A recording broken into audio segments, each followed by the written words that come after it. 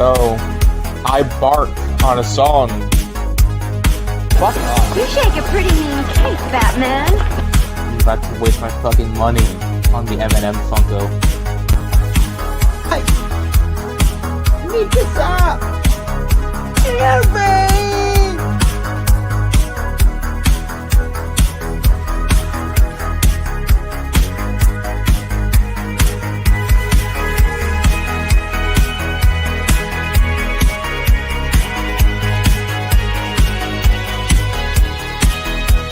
That's Emmanuel then. What are we going to do? Sorry I'm late. Bring me that horizon. Afraid I got lost on the path of life. You gotta go.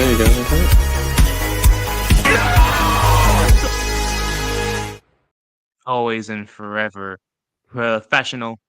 Always and forever on time. Always and forever. What's up, everybody? Merry Christmas. Rolo, I dig your fit. I didn't feel like Yeah, you know what would have been festive. great if when we all went out the other night, people actually were like, "Yo, dude, wear a sweater," because we're all wearing sweaters. My sweater lights up and it has Bob Ross's face on it. Why didn't you wear that on Friday night, dog? No one told me to wear a sweater, Roman. I just said that. I literally said that to them. I was like, "What the fuck?" And they were like, "Oh, we thought you would just know." How would I just know? Fair enough. We're going out to a freaking place with a dance floor. Why would I wear a Christmas sweater? I'm trying to look good. It's true. But if ever the whole crew's wearing sweaters and our friend is showing up dressed as the Grinch, I'm gonna wear my sweater. No one told me. No one told me either. You're gay rating is what? You wore a Christmas thing? Fuckers. Well, yeah, because I wore it to work, but yeah. Nah, I was like, no. Well, yeah, but we have some updated dancing clips that we got to put into the intro at some point of both Rowan and me dancing on the dance floor. I have to cut. Yeah, you and like about 40 other fucking people around you. I gotta cut that shit. That's not gonna be quick. It's gonna take a while. I understand that, but I'm saying there is, updated dancing. I have to make you the subject of the image and then cut that out. I have so much. I don't know how many respect videos there are of me, to be honest. for you, because I literally just upload, or no, I like put files in and I just upload and post. I don't do any of the editing stuff. That's not me. So people are like, "Oh, you make 1 minute edits. That's nice." I'm like, "Yeah, it takes me like 5 hours." Fuck. Yeah, no, I mean it's not easy. Bro, some of the ones where I've done like fast, like bop, bop, bop, bop, bop, bop, bop, bop, bop, like images like that. I gotta find those images. It takes. What's going on? Where the fuck is chat? They changed StreamYards, and I'm like confused. You can't see Chad? I can now. Oh, okay, cool. It's just I'm confused. I'm confused, guys. You knew that already, though. Well, to be fair, I'm always confused. So, but we're gonna be talking about Christmas movies today. Yeah. Now it's this just one's our favorites. But also Roland has an article that he wanted to show me, which I don't know if it's Christmas themed. I'm going to take an educated guess that it's not, but no, it is 2024 themed. Oh God! By the Hollywood Reporter. Like when you say 2024 themed, that can mean a lot of stuff, though. It's the Hollywood Reporter. Why are we giving them airtime? Because you can tell this was written by someone pretty based, if not multiple people, because I think the Hollywood Reporter actually has multiple writers for their articles. That's like one of the few outlets that does that, right? Because I don't hear about multiple writers for like one of the few outlets that says they do that. There's definitely other ones that do that. They just don't say it. Well, We can do whatever you want to do first, though, because this article is going to take a while. you know what? I just want to say, first of all, that the best Christmas movie probably is low key Home Alone 2 or like the Polar Express. Polar Express is nightmare fuel when you watch it as an older person. It is, but it's still good. It's And the fact that, like, it's in a like I don't get me wrong, like I like the Polar Express as a kid, but when I see it now, I'm like nightmare fuel. bro, no, it's not. It's good. What are you talking about? It's mid. It's definitely not one of my favorite Christmas movies. I It's can better show than you. Elf. I can show you right now one of my favorite Christmas movies. Scrooged. Scrooged is the shit with Bill Murray. That's a great Christmas movie. That's a good one. It's a Wonderful Life is good if you have like, and honestly, I'm about to make the same argument that so many morons make about Lord of the Rings. If you have 3.5 hours to watch the full, Is that how long? It's a Wonderful Life. It's like 3 hours. Is it really? Yeah, it's a great movie. I like the black and white one. Elf is funny enough. The Grinch is good. Okay, no, I don't like the Jim Carrey Grinch. I don't hate it. I will watch. I'm talking about the OG. I will watch the animated one. animated Grinch. That I will watch. Yep. That I will watch. Year Without Santa Claus, Rudolph the Red-Nosed Reindeer is good. Yeah, those old ones are good. The one, where's the one? What's the one about Kris Kringle? Is that Where he's like, it's one of the old claymation ones. But what's the one about him? Where like he's like a regular guy and he becomes Santa, and there's like Mr. Meister burgers in it. Hold on, what was the Christmas movie about? It's like he meets the chick and like they end up getting married and become Mr. and Mrs. Claus. Like at the end, Okay, they live forever. Somehow, I used to have all the original. Oh, Santa Claus is coming to town. That one. Yeah, we got it, dude. Right as you said it, Santa Claus is coming to town. Yeah, that's a good one. Star Wars Episode 1. What? I don't see how that's a Christmas movie. All right, just over 2 hours then. Still a long movie. It's a long Christmas movie. Also, Roland has made the argument in the past that what is it? The Two Towers is a Christmas movie, or that? No, I didn't say they're a Christmas movie. I said I like to watch Lord of the Rings around Christmas.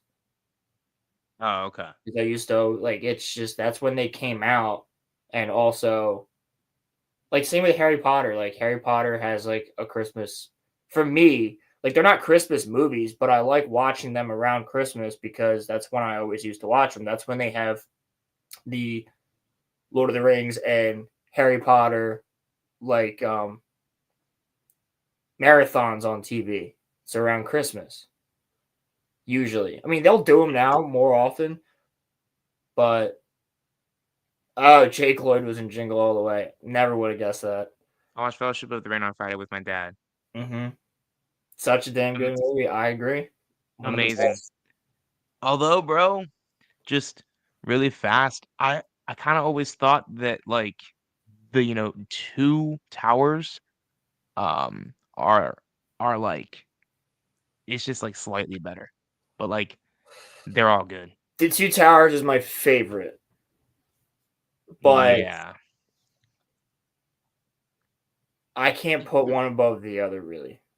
But the Two Towers is like my favorite out of the trilogy. But in reality, I love them all to death. Did you ever see the did you ever see the Jim Carrey Christmas Carol? Oh, dude, hold on. Movie or no? Yes, I did. we went. I'm pretty sure they showed that in freaking elementary school. But Crimson. Going back now that I'm an adult, Boromir is a fantastic character. Boromir over any George R.R. Martin character. Facts. Read the books. It's even better. Facts. Boromir is so good. And especially in Two Towers, you get that when Faramir meets Frodo and Sam's like, "Do you know how your brother died?" Like, they know like that was not Boromir. Boromir is the hero. Like, he is the Captain America of Gondor. He's like, or the Anakin Skywalker of Gondor. Like, he is the poster child of Gondor. Everybody knows Prince Boromir and how he's just best of the best. He's a good guy. He's awesome. He's like one of the nicest, like, caring people. Yet the ring drove him completely nuts over the course of those first few months when he was with the Fellowship. And he even realizes it. Right after he tries to take the ring from Frodo, he realizes it. That's why he's like, "Frodo, come back." And Frodo's running, and then the Uruk-hai show up. And then Boromir goes to save Merry and Pippin, and then he gets killed. And he's telling Aragorn, like, as he's dying, like, "I tried to take it from him. You have to, they took the little ones. You have to get the little ones." Like, he's like, still in that moment, he's like, "I failed." And Aragorn's like, "You did not fail. Like, Man, you're a fucking badass. what a great movie. Go now to your fathers. I will not let the White City fall." What a great movie, bro. Mm-hmm. What a so good. What a Boromir is fantastic one of the movie. best characters, dude. I love that. I love that character, especially watching it now as an adult. Like, if you watched it as a kid, you were like, "Wow, he betrayed them." And then, like, you watch it like as an adult, and you're like, "Wow." Even during all the stuff in Moria, people who prefer Legolas over Boromir will never not confuse me. No, it's pretty simple. The people who prefer Legolas over Boromir are just people that like the flashiness of Legolas. Legolas doesn't really have a whole ton in the Fellowship book as much as Boromir does. Legolas gets a lot more, like, I guess, lines of, like, he's not a talkative character.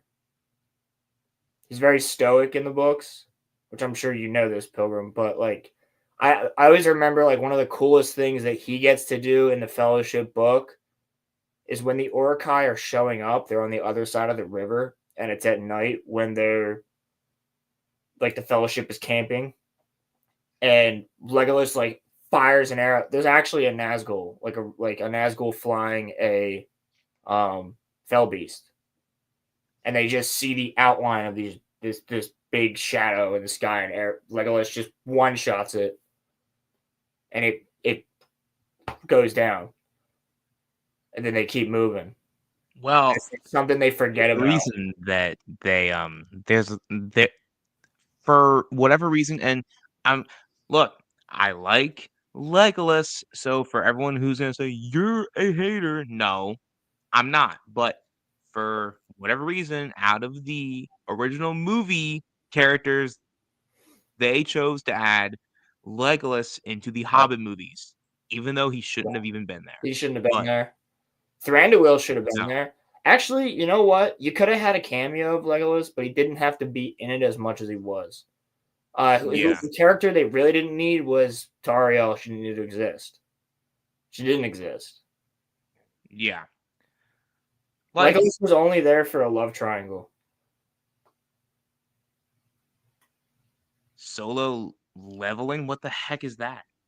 It's an anime. Oh, okay. People are the kinds of people who think solo leveling is one of the best anime ever. Yeah. Because he basically is a character like that. I mean, it's not that, like, everybody. Okay, I'm assuming we all Legolas. Yeah. We all like the character. He's just not the most goated out of the Fellowship. He has some of the coolest shit because he is a highly trained elf and he's very old. He's older than all of them. Except for Gandalf. Yeah, exactly. He is the most underdeveloped character. That's largely due to him being added to the story later on because Glorfindel was originally meant to be there, but Tolkien decided against it. Yes, exactly. Pilgrim knows his shit. Yeah. He's correct. Because actually, Arwen takes Glorfindel's place in the movie. In the Fellowship. So Arwen's in it, but that scene after Weathertop, when Frodo gets stabbed, Glorfindel is the one who shows up to take him to Rivendell. And Glorfindel's not even in the Fellowship. He's All not right, so in the then who's movie. your favorite out of all of the Fellowship then? My favorite out of all the Fellowship? Yeah. Aragorn or Sam. See, for me, it's either Aragorn. Aragorn, Gimli, or Sam. Yeah. Yeah. See, after Frodo and Sam go on their own, I don't even consider they technically are still part of the Fellowship, but I don't really consider that because by the beginning of Return of the King, everybody's together again. And I think the Fellowship, technically speaking, you could say the Fellowship grows. Because at that point, after Helm's Deep, Théoden's invested in the cause. Éomer's invested in the cause. Faramir becomes invested in the cause. Éowyn's invested in the cause. Like, I would say they're loose members of that's why they're prominent in the history. Now, I know they're not technically like the Fellowship members, but by the midpoint of Return of the King, like they're all fighting for the same reason. What's up, Jake? What's going on, Jake? They're all fighting for the same reason, and they all want to make sure that, especially by the end of the movie, they all want to make sure that Frodo fucking gets there. Yes. So, Yeah, and I would say the Fellowship loosely grows, but I don't consider Sam and Frodo to really be part of it because a lot of Two Towers and Return of the King is just the rest of the Fellowship hoping that they're still going there because they have no idea. yeah, that's actually kind of crazy. Like, They even have no idea when they hit the Black Gate. They're just like, well, the Battle at Pelennor Fields wouldn't have happened this way had Sauron had the ring. We would not have defeated them at the Battle of Pelennor Fields. So when they hit the Black Gate and the Mouth of Sauron comes out with the Mithril Mail and says, "Oh, and he suffered. He did, Gandalf. He did." And he throws it. And even Gandalf and Merry and Pippin are like freaking out. And Gandalf's like, he's shaken by it. And Aragorn just cuts his head off. And Aragorn goes, "I don't believe him. I don't believe him." yeah. Like, and that's it. That's it right there. They just don't believe it. And until they still do it as a distraction for something that they don't even know is true or not. Right, They like have no idea if Frodo and Sam are actually captured and dead, if Sam's dead, if Frodo's dead, and now Sam's carrying the ring. They have no idea. that's one of the sickest parts though. Is like, to think of it in like the sense that like they're fighting off hope, which is Yeah. actually crazy. Yes, it's Like, pure hope. And Aragorn just like, I did not believe it. I'm like, yeah. yeah. So they still make that distraction. I bid ye stand, men of the West. For Frodo, motherfucker. That's And one of it's my all favorite to scenes draw in the film eye, history. because they still know the eye's up there, and if Sauron had the ring, the eye wouldn't be there. Yeah. So that's why he's like, I don't believe it. It's bullshit. And what's up, Alex? They're just trying to mess with him. They're playing head games because they're kind of the Mordor itself is tweaking out because they're like, where the fuck are these hobbits? Yeah. So they're trying to play head games to throw off the last alliance. Well, not the last alliance, but like, because the battle of the last alliance is like the beginning of when Sauron fell. But did the Chainsaw Man trailer drop? Oh, did it? Get the fuck out of here, Seriously? Alex. Get the fuck out of here. Did it really? Oh, before we continue, I just want to say, bro, I am so very Oh, sore. oh my God. Yeah, it did. Yeah, it did. We're watching I this just want to shit. say, We're really watching fast, this shit. before we watch the Chainsaw Man trailer, if y'all haven't seen it yet, go see Sonic 3. Keanu Reeves as Shadow the Hedgehog was actually incredible. Dude, I can't. I'm so excited to watch this trailer. I'm so excited. Dude, I was literally just reading a couple chapters from the International Assassins arc last night because All right, bro, let's watch it then. Come on, let's go. I remembered something that Santa Claus is in Chainsaw Man. You're joking, right, Alex? No. Oh, Lion King was amazing. The original Lion King, yeah. Yeah, the first one from like the 90s, yeah. That's not Mufasa. Next, they're gonna be like, let's make a movie. It's called Pumbaa. Timon and Pumbaa, a Bro, Lion King story. I was watching Open Bar on Thursday night, and it was somebody made a joke. They were like, yeah, like tumor and pinball, whatever the fuck they're called. Tumor and pinball. No, but like seriously, Lion King's getting its ass beat by Sonic 3, and I'm so Yeah, here for as it. it should. Yeah. But yeah, before we actually hop into this trailer, because that's a Christmas gift for me. I believe there's like one episode of Bleach left. I will genuinely But say Lion King 1.5 is actually good. I don't care what any of you say. That's actually funny. I've seen it. I saw it Yes. like, when I was little. That was like a straight to TV or straight to DVD movie. Yep. That was the best sequel, the best straight to TV sequel Disney made was that one. It was that one. Yeah, Bleach was great this week, Crimson. I watched it yesterday. It was pretty good. I was wondering how they were gonna do that. And the same thing with Lily Boro fight. Yeah, I was wondering how they're gonna do that too. But Donegan's got a season 2 trailer already. I know the last episode came out last week, but they already dropped it. I heard this is only core 1 for Dandadan. Because I was watching it with my friend, and he and I were like, oh, that's how they're ending it. So it's got to be core 2. Because Bleach is going to have a core 5 or core 4. So core 4 for Bleach will be out later later 2025. And that's supposed to be the final core. Yeah, I was gonna say, Chris, we already knew that one. That Dandadan was getting a second one. I'm just surprised they dropped the trailer so soon. But after we watch this trailer, we got to get back to the Christmas movies because I didn't even say mine. So, but Chainsaw Man Yeah, trailer. I'm sorry about that. We kind of just went on to Lord of the Rings talk, which always happens. Yeah, dude, I'm cool with that. Yeah, I'm same. so very fine with that.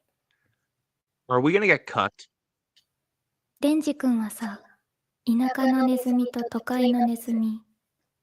Town mouse to the country mouse, dude. That's how season 1 ends. Yeah, I know. Dude, I'm telling you, the anime onlys are not ready for this. Yeah, I don't know. I'm probably not gonna know what's happening here. Dude, the anime onlys are not ready for this, dude. It's been 3 years. It's been 3 years. It's been that long? Since Chainsaw been that Man long? dropped, it has been 3 years. What?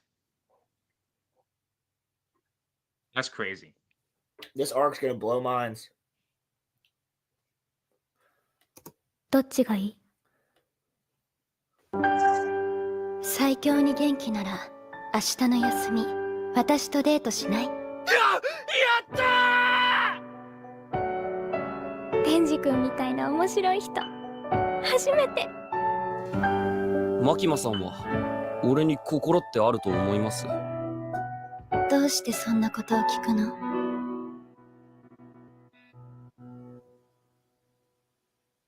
私が全部教教えてあげる。どうしよう。目つむると二人になっちまったよ。 Oh, fuck yeah, dude! 全員俺んこと殺そうとしてんだけど。あいつに天使をやるわけにはいかない。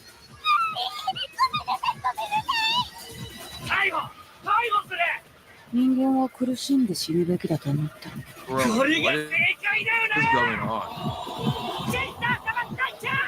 I gotta read the manga. What is happening? ビーム、俺に後悔させんじゃねえぞ。 What?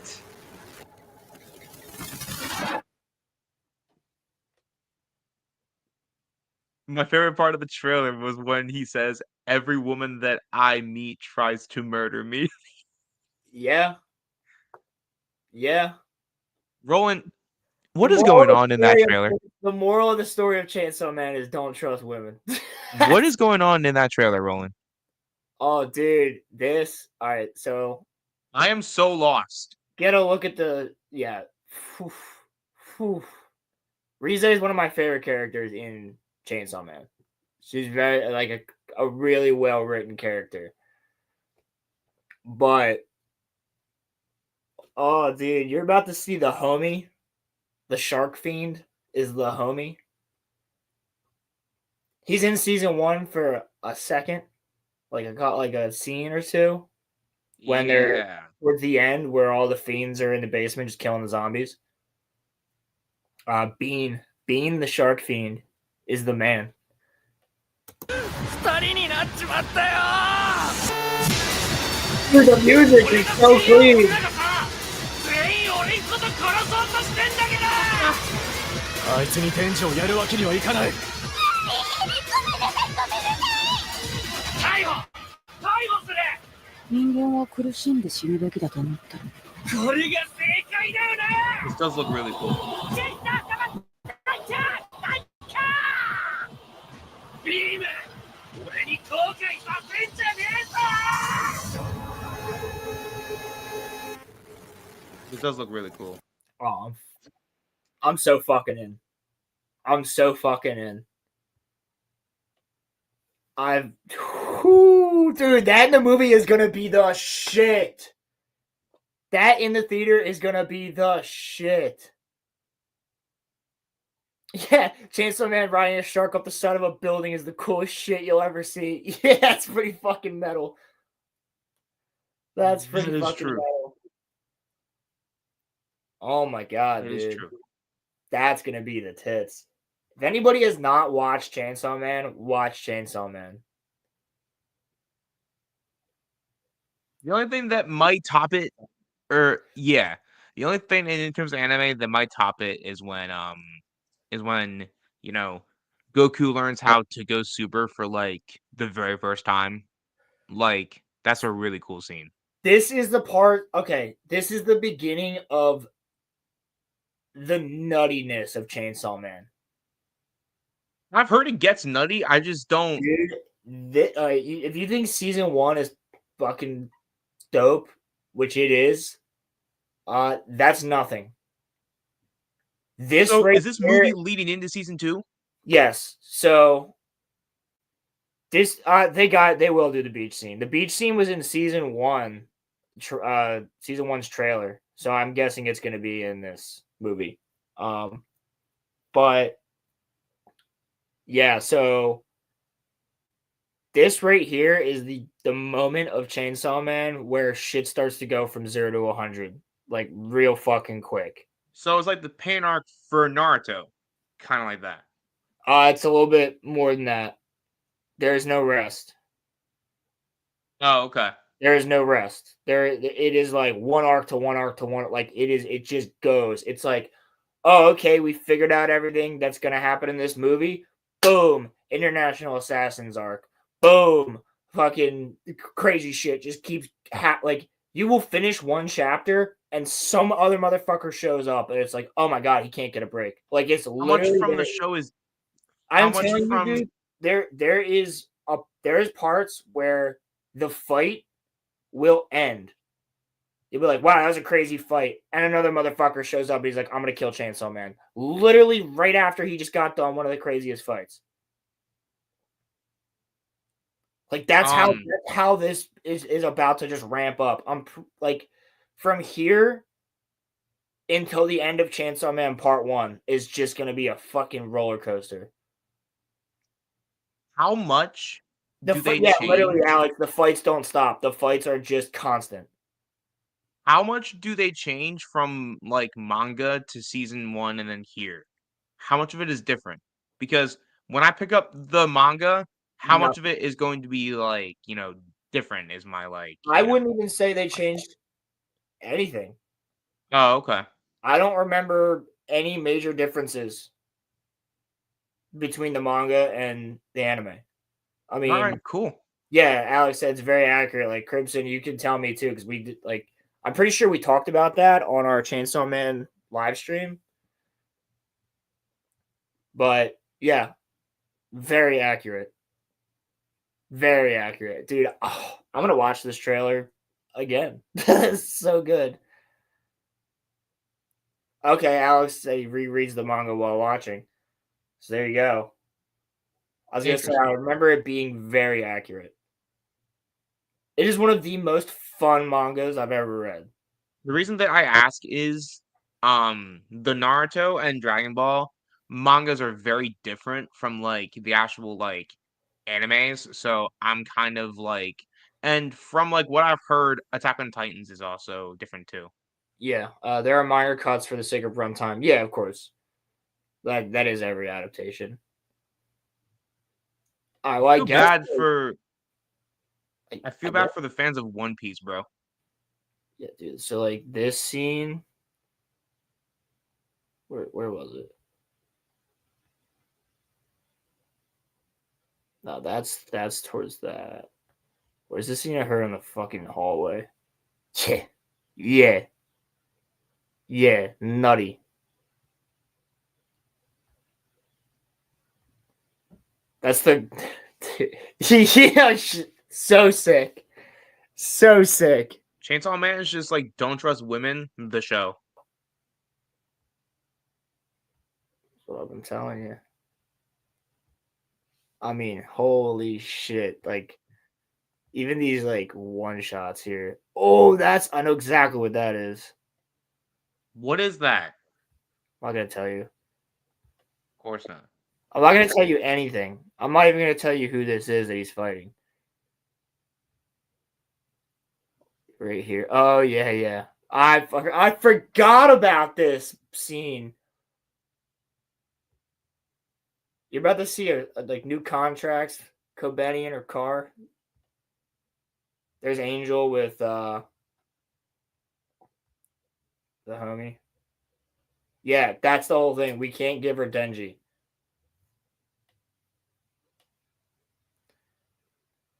Yeah. So, why are they after him in this particular movie? Does he have a heart? Actually, I'll just read the. He asks Makima. He says, Makima, do I have a heart? She said, of course you do. Yeah. That's all I'm gonna say. Of course he has a heart. Yeah, the tornado scene's gonna go nuts. Tornado scene's gonna go nuts. Dude, and then after that, it's just gonna go. Whew. Literally, season 2 of this should be International Assassins, and then it's gonna go hard from there. So International Assassins is still going, isn't it? Yes. The International Assassins arc actually introduces one of my favorite characters. I'm just gonna say the assassin from China. Sorry, that's if you know, you know. If you know, you know. Yeah, Alex knows.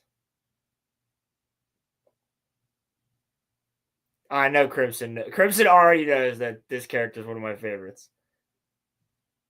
And the assassin from Germany. The assassin from Germany is pretty nuts. That was Crimson, I have one more season of, ATOT, and then we can all three of us do like a live stream on it. So say ATOT? Attack on Titan. AOT. Oh, yeah, right. Okay. Dude, Crimson, that's not even it. That's not even the reason. It's also not true, but that's not even the reason. Are you sure that that's not true, Roland? I mean, no, not these days. I mean, I've got evidence that proves otherwise. They look more manly than me these days. I've got evidence that proves otherwise, homie. You don't. Yeah. Basically, if you don't have a penis, don't hit on me.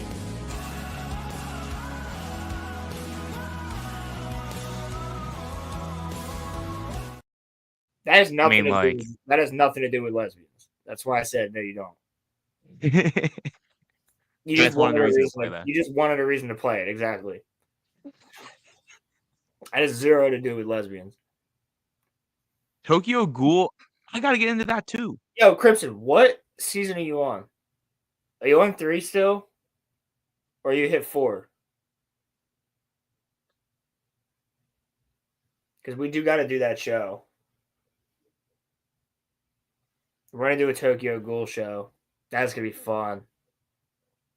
3? Tokyo Ghoul. Like, how 3 is the how weakest. good is it? Season 1 and 2 are phenomenal. 3 is pretty solid.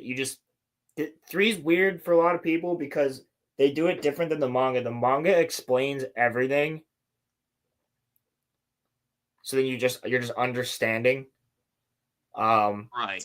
But the way they do it in the anime is they don't explain anything, which I kind of like more because then you have to figure out what's going on as the characters are figuring it out.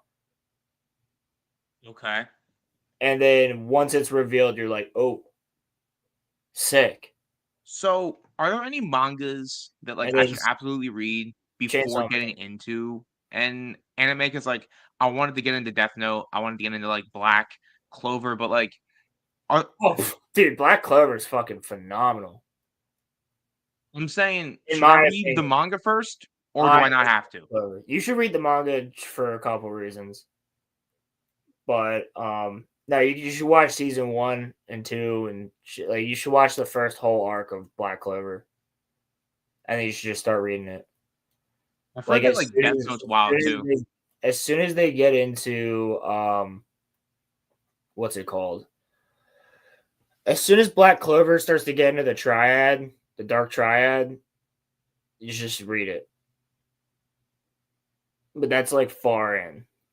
That would be like the Pain arc.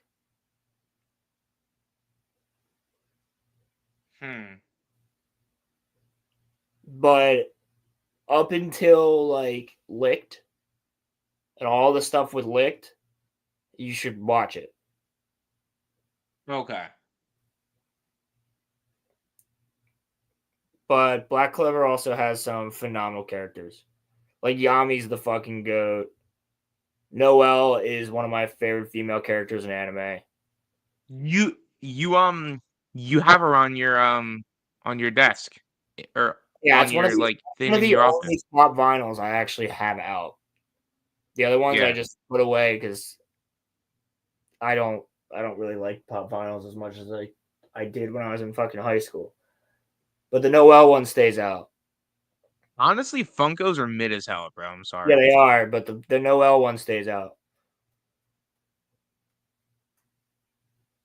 I would get like I have my resin statue of like Nagato and Itachi. Yup. I thought about getting one of the cheap like ones for Noelle because she's a fucking dope character. But I also want to. That's the other thing. Like, I also want to get one for fucking Chainsaw Man. A couple for Chainsaw Man, and definitely want to get one for Tokyo Ghoul. Like a Toka one. Toka still stays winning as like best female character in anime for me. Toka's the GOAT. Where is she from again? Tokyo Ghoul. Oh, okay. She's the GOAT. Alright, I want to check out this Dandadan trailer too. And then we'll get back into Christmas movies. Damn. Netflix just fucking was on their shit. They're like, last episode dropped, we're dropping the trailer. Yeah, fucking almost 60K likes. That's crazy. To 187 dislikes. And that 187 are the people that don't understand Dandadan. You got a custom statue for Dandadan, but it won't come in for a little while yet. That's pretty sick. Is it the granny? Well, I guess I should be more specific. ISA's grandma, not Turbo Granny. I mean, Turbo Granny is good too, but. ジジの家見た？ターボババ的にどうよ？ありゃダメだな。あの家は人間の血が染み込みすぎてる。やば、何これ？どうしようかる。I gotta watch this show too. やれやれ。本気出すぜ。What is going on here? What is happening?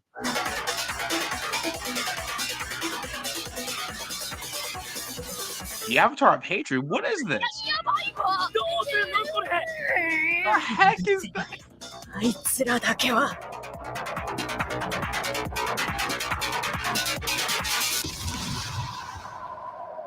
やっと手に入れたでろう、この体。人間は皆殺しじゃ。Dog, what is going on?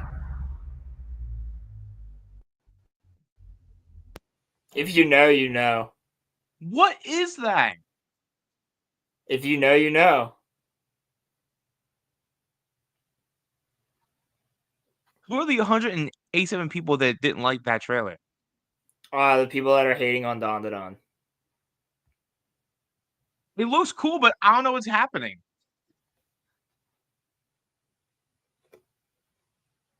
I gotta add these to my list.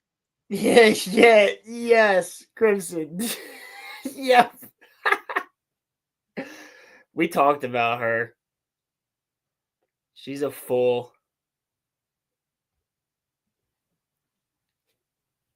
She's a fool.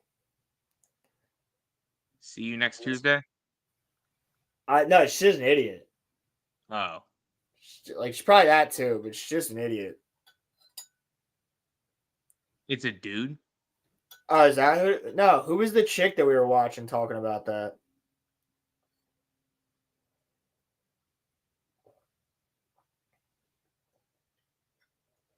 Man. Dandadan looks insane. Like,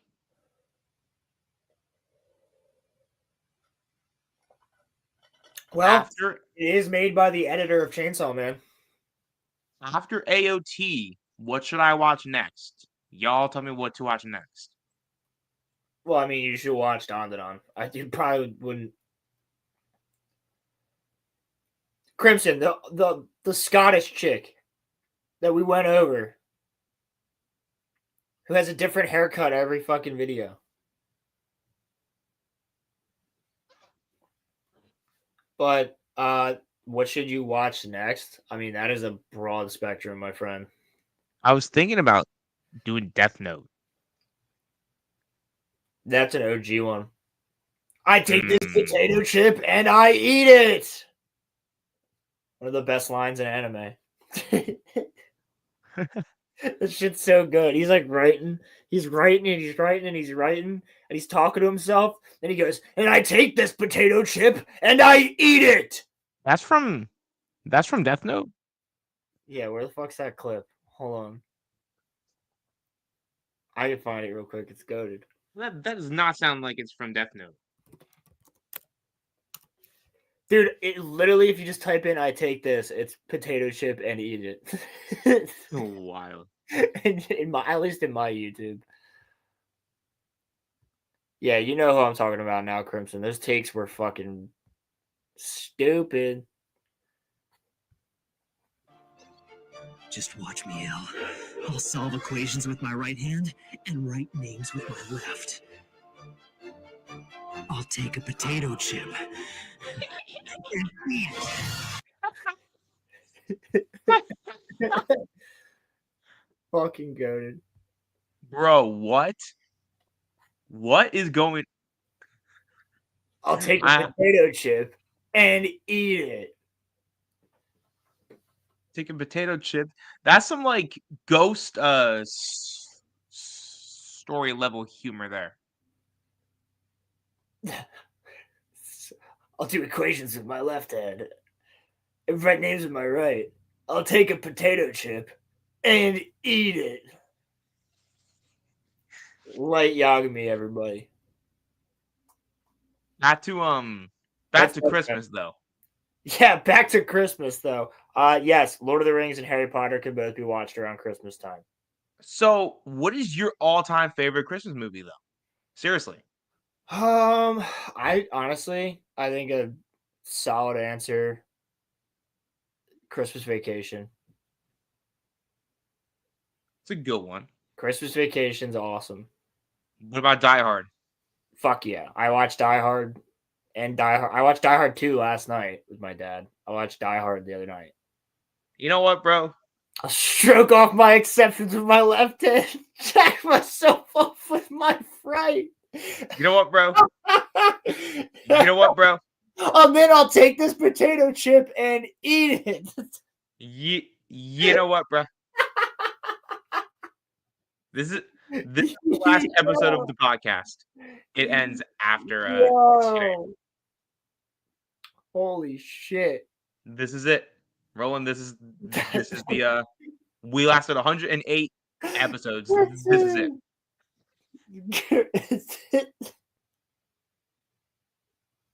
Deathstroke. It's not even Death Note. It's called Deathstroke now. I'll take Palpatine's ass and I'll eat it. Why did they have me saying that?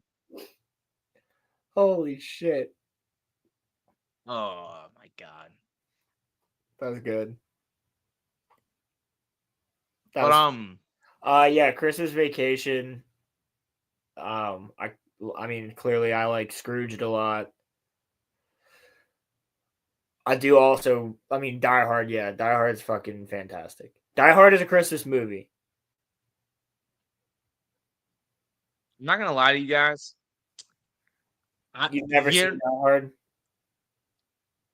Not that. I have seen that. You know what I hadn't seen up until this year, which I'm sorry is severely an overrated film? A Christmas Story is the most overrated Christmas movie ever. No. It's not overrated. It's a good movie. Dog.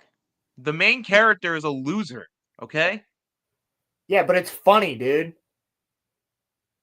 There's parts that are funny, sure, but like... Bro, he lay there like a slug. It was his only defense. Talking about his little brother and his fucking 17 jackets.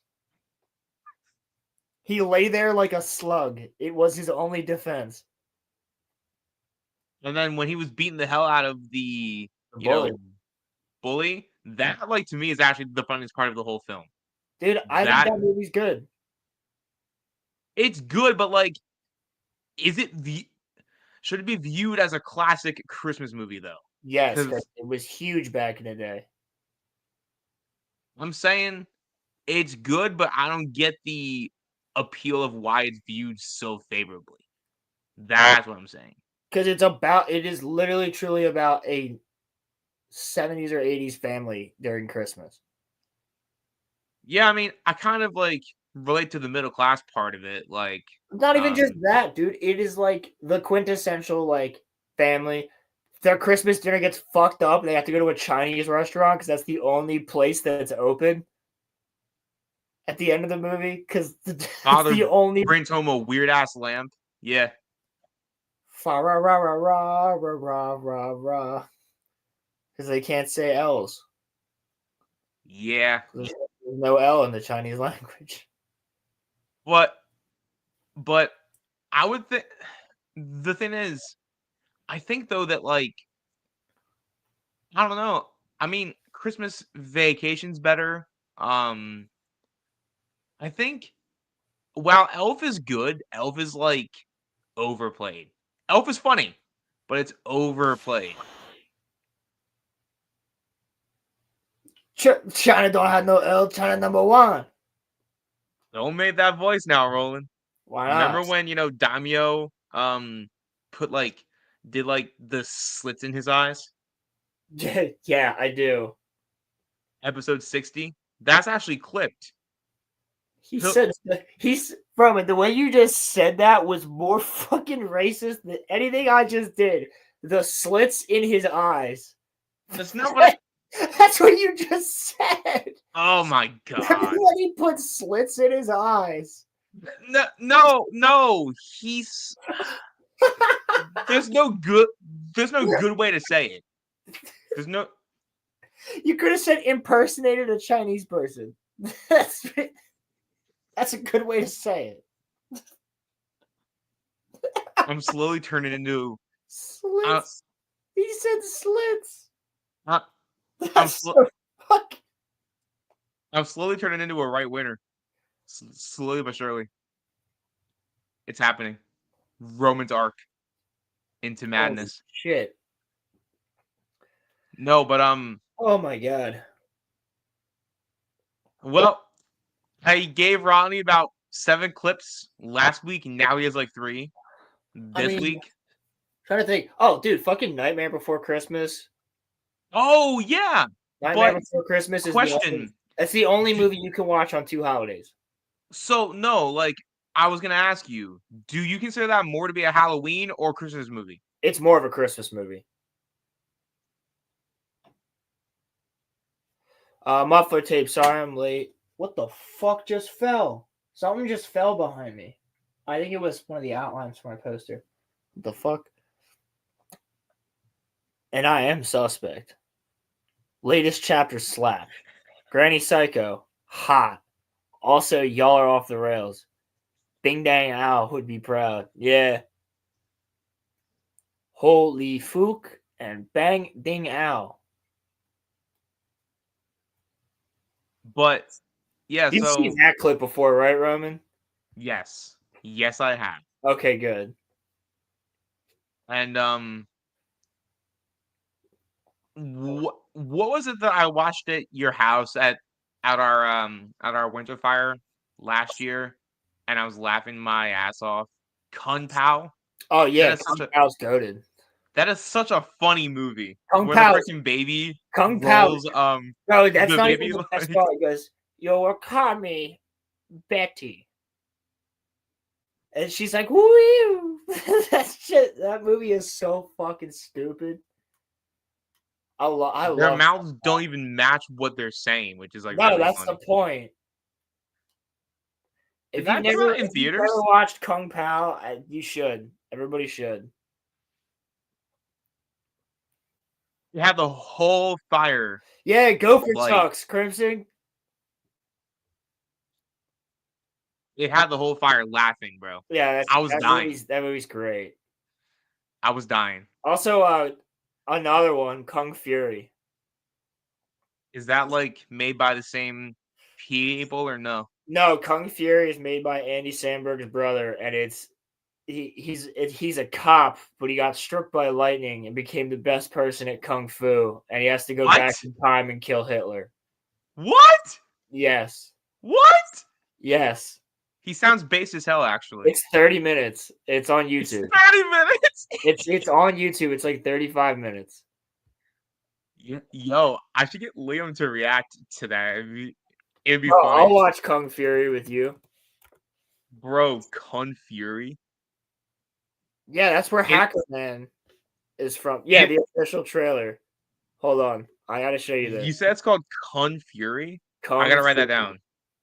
Hold on. Well, I'll show Kung you the Fury. trailer. That's where the meme of Hacker Man came from. He gets hacked back in time. Oh, is that where that's from?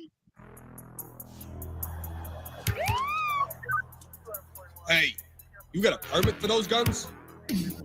I've got your permit right here. We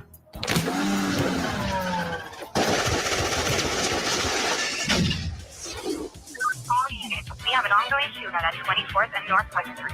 Why is it Russian at the bottom? I don't know.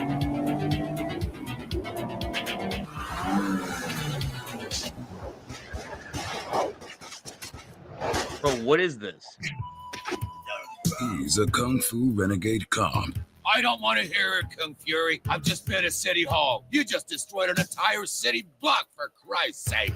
I quit. Now he must defeat the most evil kung fu master in the world, Adolf Hitler, a.k.a. Kung Fuhrer. Hitler. He's a kung He's the fu. worst criminal of all time. I need to kill him. I can hack Bro, you. what? Nazi Germany, just like a time machine. Yeah, dude. What, bro?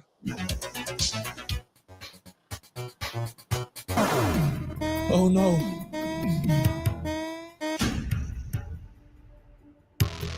I went too far back in time. This is the goddamn Viking Age. Oh my god. From the future, I need your help.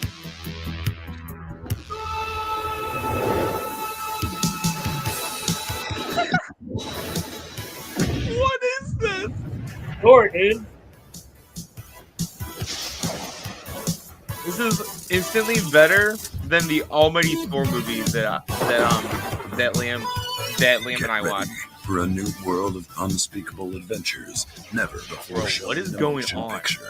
Get ready for Kung Fury. Fucking goated. Oh yeah, I'm definitely watching that. Kung For Fury's sure. goated, dude.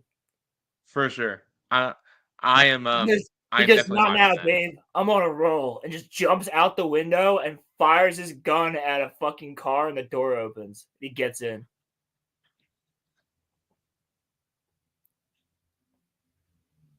It's fucking No, spectacular. what I was This saying movie about is Kung so Pao. ridiculous. It's just 30 minutes of ridiculous. I think they're making a second one.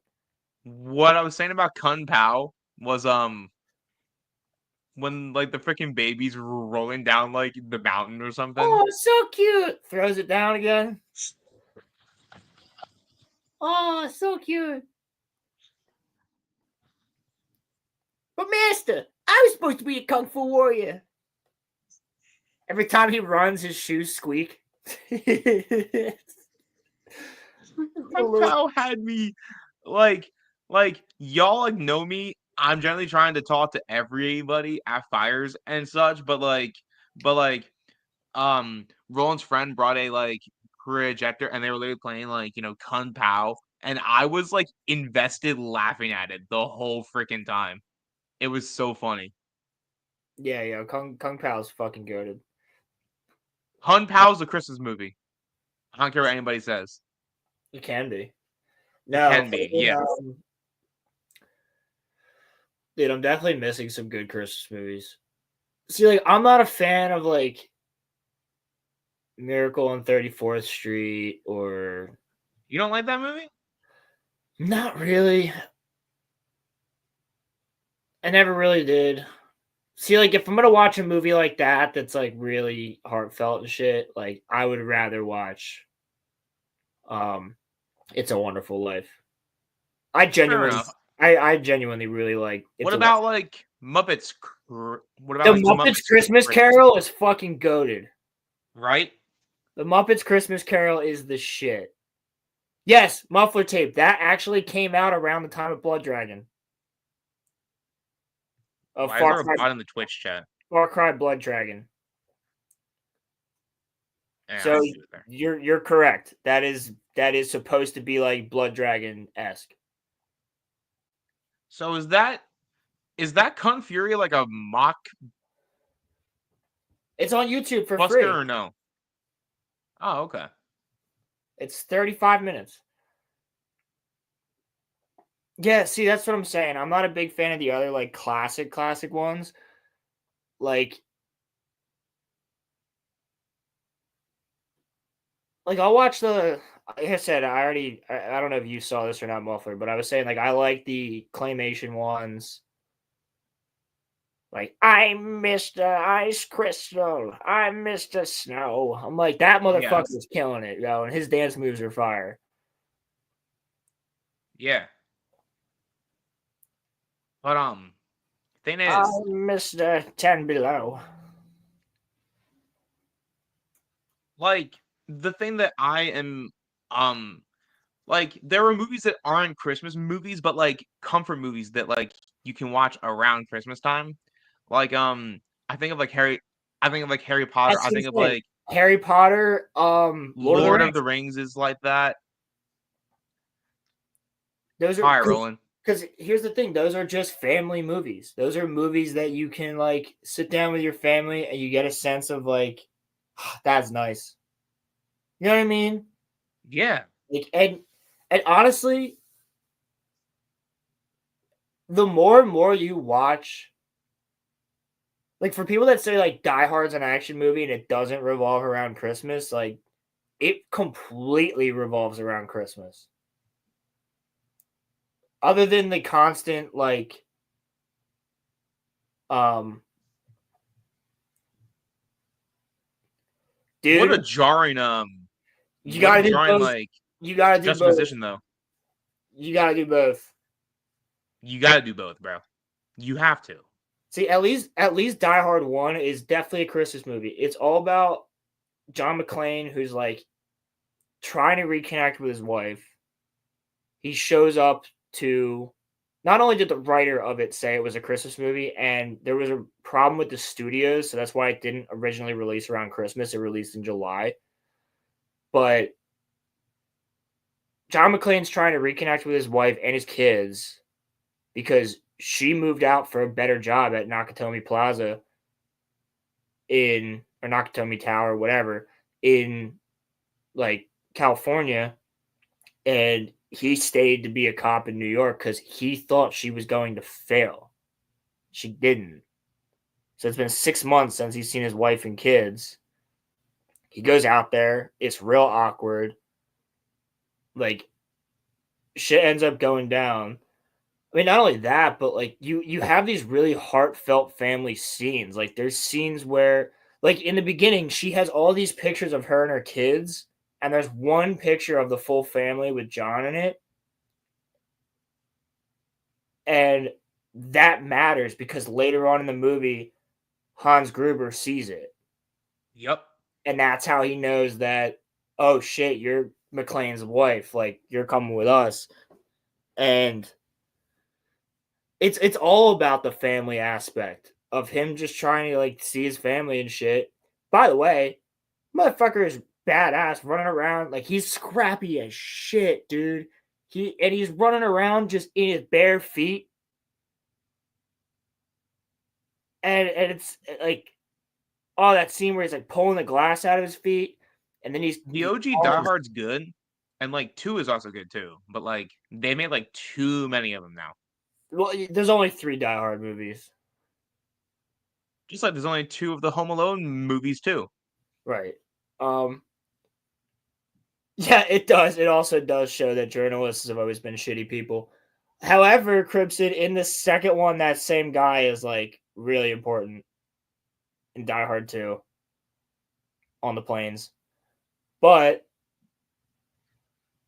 you just get the aspect of like he's talking to Pal, the officer, and he's like, tell my wife that, he goes, she's heard me say I love you 1,000 times. She's never heard me say I'm sorry. Because he thinks he's going to die. So he's like, tell her that. And then Pal's like, well, you could tell her yourself. You know, it's like, it's very uplifting in certain moments. And he's not like an 80s action hero either. He's just a guy. He's just a cop. Like, there's nothing special about him other than being a cop. Right. And he's just forced into this crazy ass situation. And he talks to himself a lot where he's like, well, fuck, I can't believe you're doing this, John. And he ties himself to a freaking hose and jumps out off the side of a building and through a window, and then the explosion happens on the roof, and the freaking hose is about to get the hose is now dragging him back out the window, and he unties himself real quick. Like it's The like action's crazy in that movie. and just everything going on with there's many Christmas elements to it. None of this would happen if it wasn't Christmas. He wouldn't be there if it wasn't for Christmas. They even what's say shocking, like bro? cutting the power to the city like would affect Christmas, like, and it's all about family. It's like I need to see my family. I need to prove to them like I do care. And when he thinks he's gonna die, he's saying like, "There's no other. Just tell her I'm sorry because I don't want to leave her on the fact of an I love you." Because that's like I always tell her I love you. I never have told her I'm sorry. I was the bad guy. I was the asshole for thinking that she would fail at this new job. Yeah. Like Die Hard's a fucking Christmas movie. I will argue it all day. There's 6 Home Alone movies? 6? No wonder Macaulay Culkin became a drug addict for a while. Holy shit. Bro, he was only in 2 of them, but the fourth one is about Kevin, but Macaulay Culkin's not in it. The second one. They recast the whole family. The second one's goated. The second one's goated. Trump's cameo. The second one's better than the first one, actually. Yes, it is. Trump's cameo is good, and then he's just like, you ever seen the meme of it where Kevin McAllister walks up to Trump and he asks him like where whatever it is, and Trump just goes bing bing bong, and he goes thank you. And he just walks. Yes. Yeah. No, I don't think. Hey, listen, bro, we're not entertaining that. Michael Jackson is still the best performer of all time. Plus, Macaulay Culkin said that Michael Jackson never did anything to him. So that's true. I think the grip of childhood fame probably got to him. Yeah, you know how many childhood actors like are fucked up? Didn't that happen to Jake Lloyd? Well, he had schizophrenia, so that's kind of like okay, but yes, it did. He got like brutally made fun of when he went back to school. Like it was bad. If I was that famous as like Macaulay Culkin that I was friends with Michael Jackson at like 9 years old, I would kind of become a drug addict too. Because like, how do you cope with being that famous at like 9 years old? That's like crazy to me. Like I couldn't think of that. Couldn't comprehend that. It's amazing that like more of these child actors didn't turn out to be drug addicts. Dude, so many of them did though. Yeah, like Miley Cyrus, drug addicts. Demi... It's not even just drug addicts. It's like just fucked up people, fucked up individuals, like mentally. Bro, Drake Bell, bro. Drake Bell. Like, that's crazy. Yeah, well, that's Nickelodeon itself is a whole nother iceberg. That's true. That is very, very true.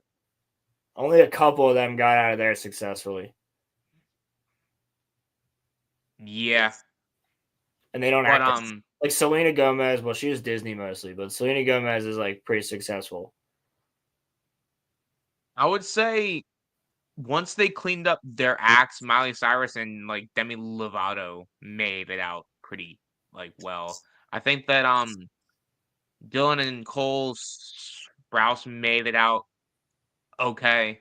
Ariana Grande was okay as well. I mean, she's dude. I don't know. Have you seen any of the Wicked interviews, bro? She's nuts.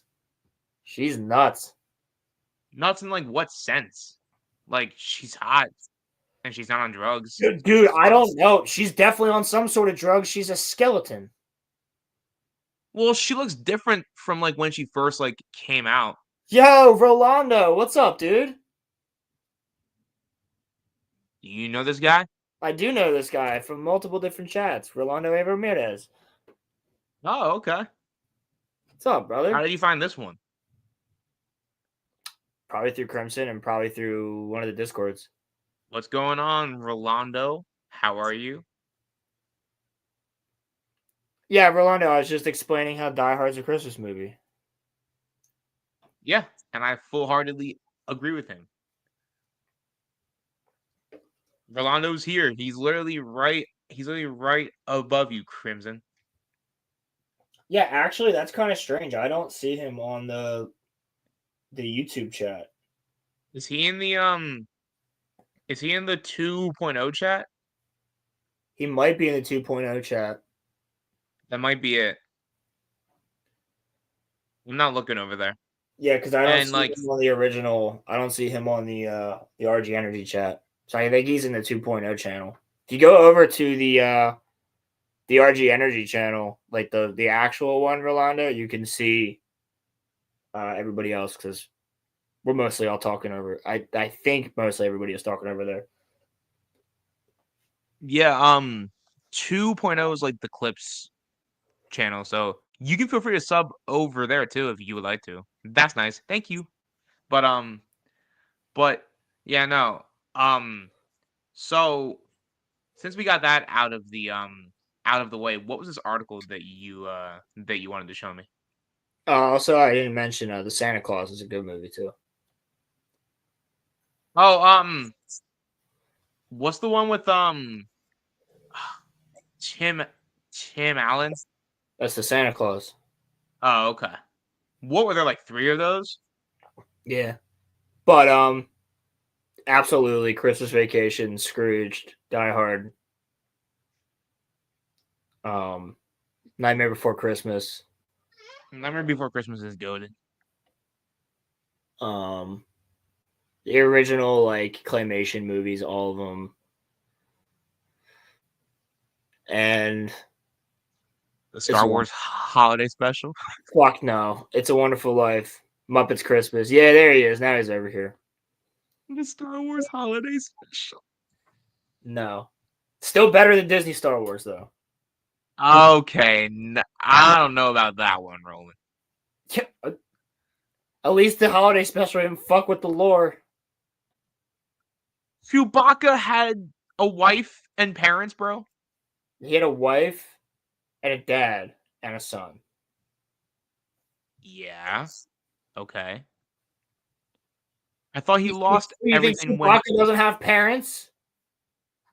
I thought all the Wookiees got like wiped out. No. I mean, there was a purge, but most of them were enslaved. There was a resistance. What is wrong with you guys? Christian law. What the fuck? I'm not hating on the fact that he has a family. You know what the holiday with the special lore. gave us? You know what the holiday special gave us? The Boba Fett short. That was the first appearance of Boba Fett.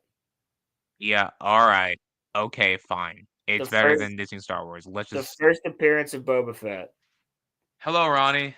What's up, Ronald? All right, Roman, I thought you'd find this an interesting article. But from the Hollywood Reporter, Hollywood's biggest winners and losers of 2024, from Joe Rogan to Kevin Costner. Here's who won and lost this year in entertainment: Zendaya, Will Smith, Katy Perry, The Penguin, and more.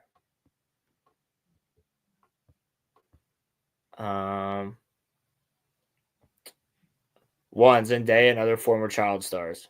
I mean, she's doing good for herself, so I don't think she's that good of an actress, though. I didn't say that she was good. I'm saying that she's doing good for herself. What is the metric behind this? You know what I mean? Like, no, I mean, she's doing good for herself. But 4 stars who got their start on Disney Channel, Nickelodeon, are on quite a hot streak. Zendaya, emotional core of a blockbuster, Dune Part 2. And wonder the Challengers if managed how to much of put her 100 appeal million globally. is that she's I, I wonder how much of her appeal is that she's dating Tom Holland. I wonder like how much of that plays like a role into it. Are they still? I think so. I don't know. I don't really care, to be honest with you. I was just beleaguered HBO hit Euphoria is back on track to shoot season 2 of that came out. Wait, there was a season 2 of Euphoria? Yeah, what the fuck? And she's been cast in Christopher Nolan's next movie. Sources say it's something grandiose, intellectual with a bombastic orchestral score. Wow. So like every Christopher Nolan movie, grandiose. Hey man, don't hate on Christopher Nolan. I'm not. Good movies. I'm not. It says Christopher Nolan's next movie is. They say it's something grandiose yet intellectual with a bombastic orchestral score. Give me one Christopher Nolan movie that's not grandiose, intellectual, and has a bombastic orchestral score. Every Christopher Nolan movie has that. Yeah, no, you're right. I can't think of one. Exactly, they all have that. A year ago, would have guessed Ariana Grande and Selena Gomez would be contenders for Oscar nominations. I don't know about that. Selena Gomez probably win an Emmy for that TV show she does with Martin Short and Steve Martin. Only Murders in the Building, I think. Both have solid odds thanks to their stellar performances in Wicked, and which Wicked actually did really like. It's doing pretty good.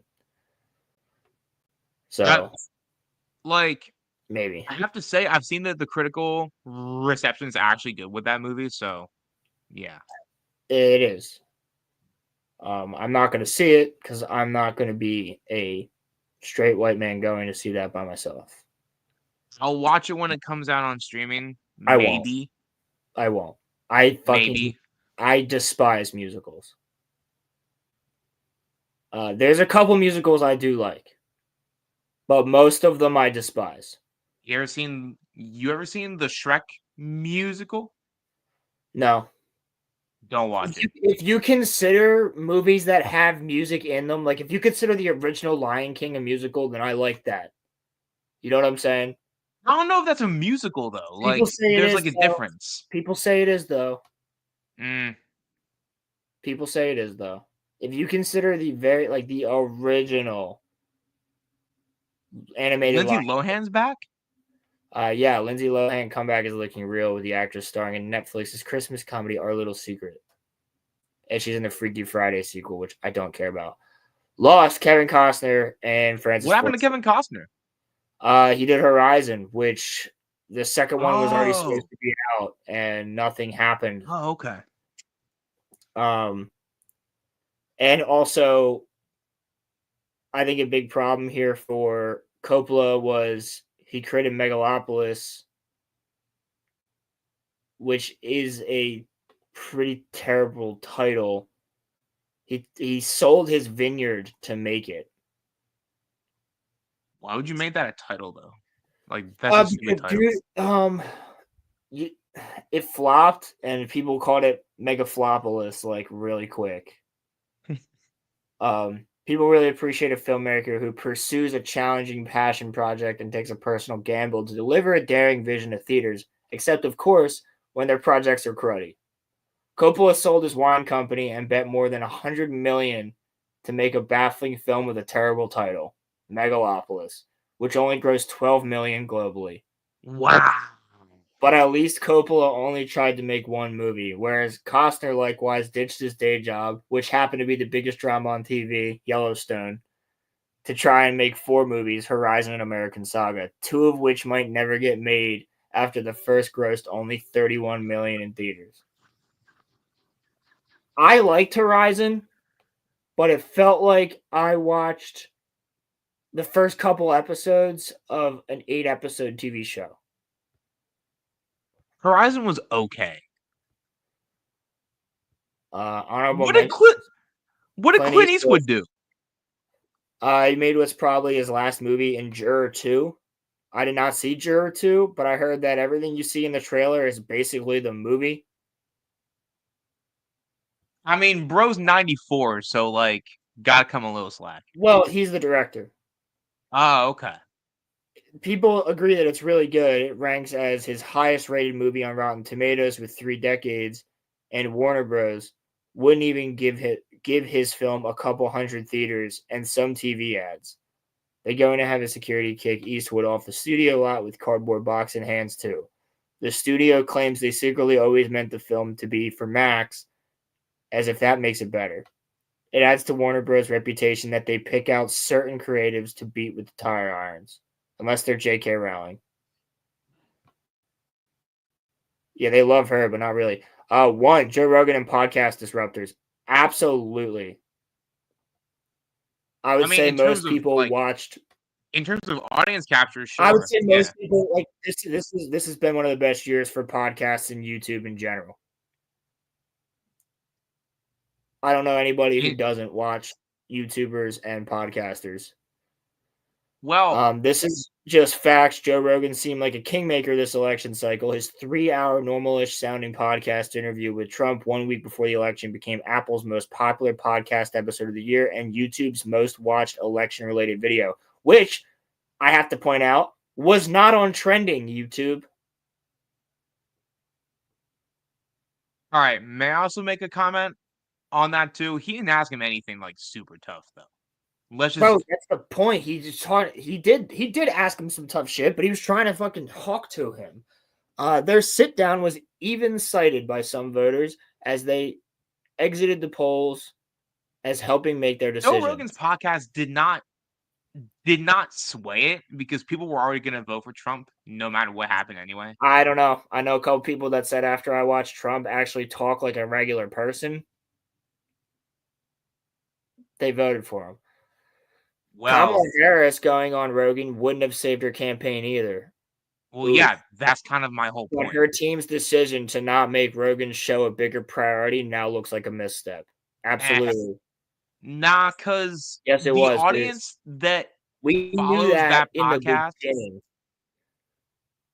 No, it doesn't matter because all of her followers would have gone and watched that podcast if she was on Joe Rogan. All right, but I'm telling you, she would not have gained a single new fan. You're right, Roman. She wouldn't have because she wouldn't have anything to say. She would have probably lost people. Dog. She was foolish. Dog.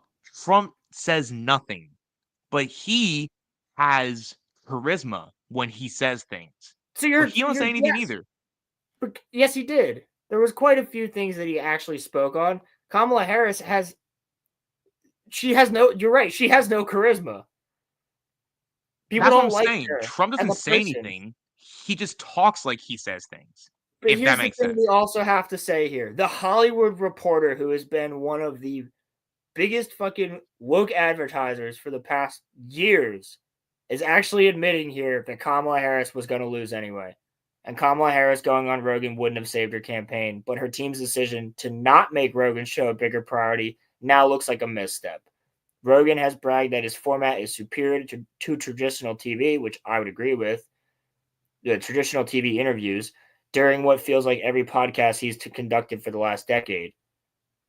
This year, he proved it. And yes, he does repeat himself a lot, because when you're having a conversation with a real human being, as opposed to a scripted conversation, you actually repeat yourself.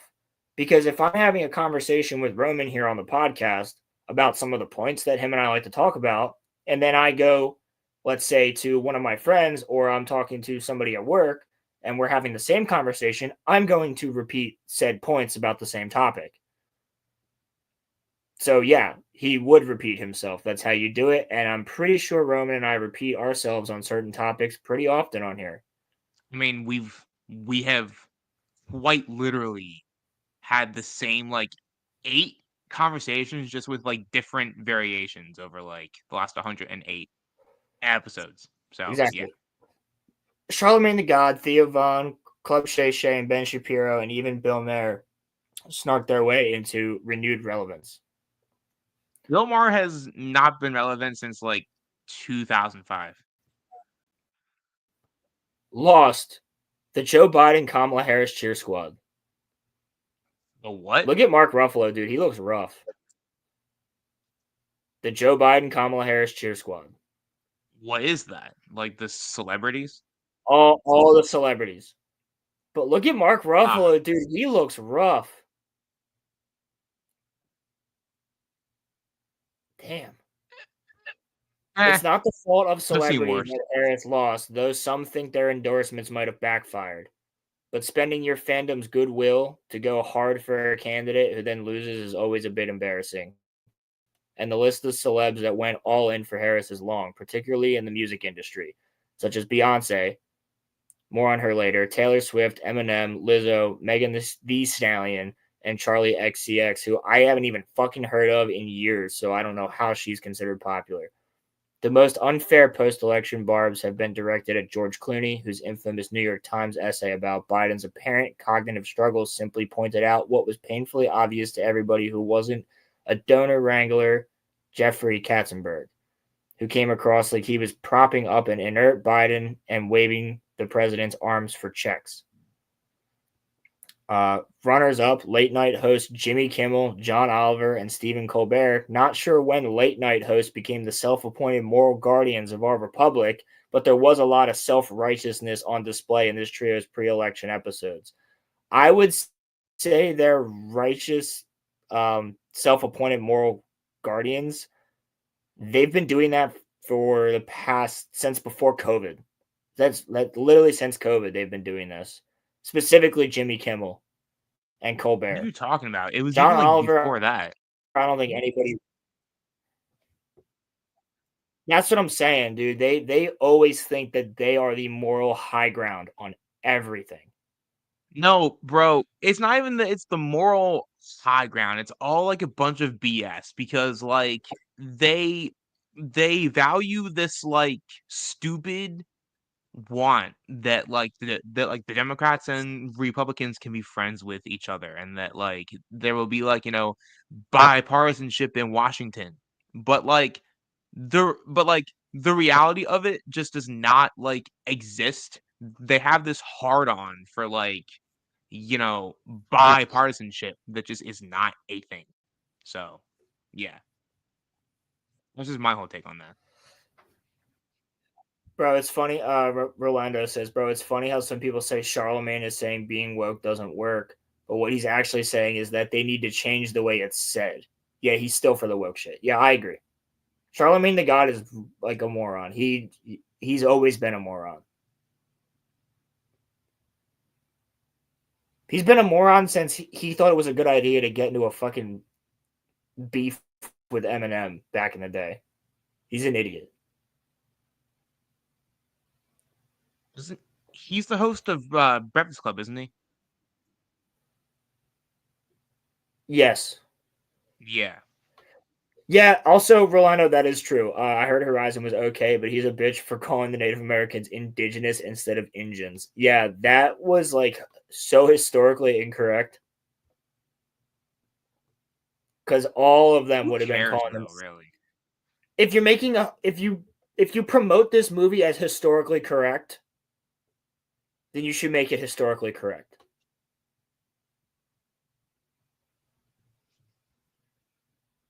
Is every piece of historical media 100% accurate, though? No, but that is a simple thing. They would never have called them the indigenous back then. If you want to really show how these people treated the Native Americans, which they get into, like you even have the guys that are out there hunting down natives and scalping them, calling them the indigenous. Like the most fucked up people in that movie are these indigenous. And it's like, no, they would be calling them every racial slur under the fucking sun because they hate them. They don't think of them as human. They wouldn't be like, well, they don't prefer to be called Indians, so we should probably call them indigenous to at least be a little bit respectful as we murder their wives and children and cut their scalps off.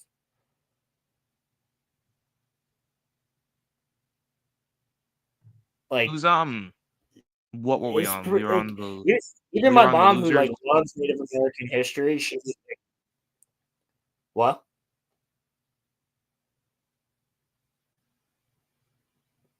Exactly. What did you say, Roman? I was saying, what's up next is the point that I was making. Also, real quick, just because I want to keep chat involved. Rolando, yeah, they would have called them a racist thing, not be respectful when they talk about them. Exactly. And it wouldn't be right to insert the line "skibbity riz" into a World War II movie. Using the right language and terminology helps people get invested in this story because the world feels authentic to the period. Agreed. I don't think it's right to inject skibbity riz into fucking anything. One, musical movies. Unless you're, I mean, if It they was a say the great year Joker for 2 songs one, filled with- like, I'll say, Wait. It was a great year for song-filled movies not about the Joker. Wicked, of course, but also One Love. okay, cool. One Love I heard was great. I didn't get to see it. Moana 2 I didn't see. And even the Mean Girls reboot didn't do shabby. All of which bodes well for upcoming projects, like the Bob Dylan biopic, A Complete Unknown. Robbie Williams, Better Man. The Michael Jackson Oh, there biopic. was a Michael Jackson movie coming out? There is, yeah. And Wicked too. And should grease the wheels for the many, many biopics in various stages of development and production, like Ridley Scott's Bee Gees biopic and others based on Janis Joplin, Frank Sinatra. Frank Sinatra will be really interesting because Sinatra's getting a movie? he had a lot of mob ties, so that would be really interesting. And Bruce Springsteen, which I don't care about the Bruce Springsteen one. Like all genre trends, 2024's movie musical success is a sign of permanent audience interest and fatigue. Hold on. You're not hating on Bruce Springsteen now, are you? Yeah, I'm not a fan of Bruce Springsteen. Santa Claus is coming to town. Santa Claus is coming to town. Come on, man. No. He doesn't do it for me.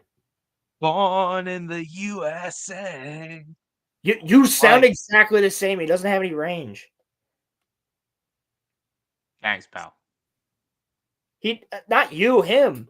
Oh, I thought you said you. No, like you sound exactly the same singing both of those songs because you're impersonating him, which he doesn't have any range. All of his songs sound like no, not a minute, no. Okay, actually, you're not wrong. Actually, at least Freddie Mercury could like change vocal tones whenever he needed to. Like it's literally all the fucking same. I don't like Bruce Springsteen. Sorry. Okay, that's a fair point. All right, fair enough.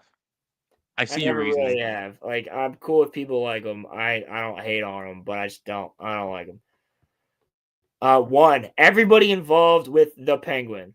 So the Penguin was a huge win, bro. Hell yeah. HBO needed another win this year between a stultifying season of House of the Dragon, the cancellation of Tokyo Vice, and it's dreary. Yeah, I don't think I've ever heard stultifying. Hold on, what does that mean? Dreary Dune Magic Nuns show. Dude, whoever is writing this article is fucking based. Dune's Magic Nuns show. That's stultifying. Tending to stifle enthusiasm, initiative, or freedom of action. Yeah, I would say that if House of the Dragon wasn't stifled by HBO as a whole. Well, no, the season was good, but the finale was mid. Well, that's why because it's not supposed to be the finale. It wasn't supposed to be the finale. The finale was supposed to be episodes 9 and 10, which is the most expensive episodes of any Game of Thrones show and or spinoff ever. So yeah, they fucked that.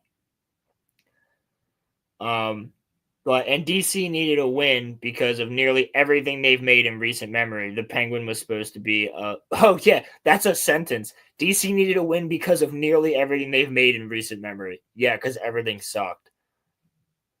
The Penguin was supposed to be a limited series to hold the Batman fans over until the Batman Part 2.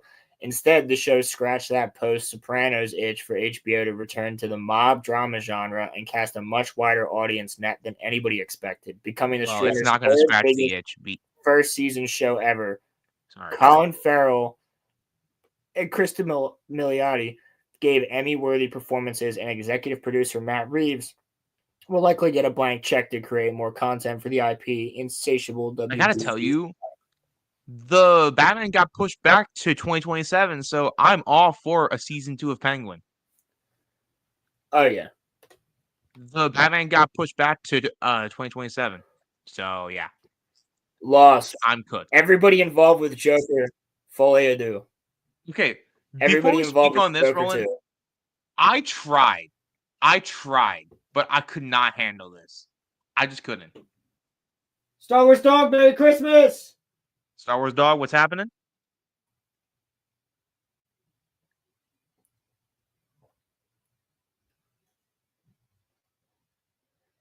Is your mom's name Harley? By chance, Crimson or? Rolando, Sarge, we got a skibbity Riz over the beach, for real, for real. You heard? You heard? Yo, them Nazis don't got no Riz. We can take them. Those Nazis don't have any Riz. No, those Nazis don't got no Riz. You heard? We have to let the Nazis mew. Them Nazis is gooning up there.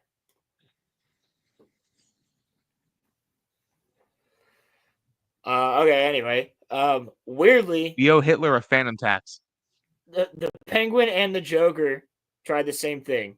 Do Batman without Batman by focusing on an iconic villain. Make him seem like a real person in a gritty urban hellscape. Then add a strong female co-lead and some time in Arkham Asylum.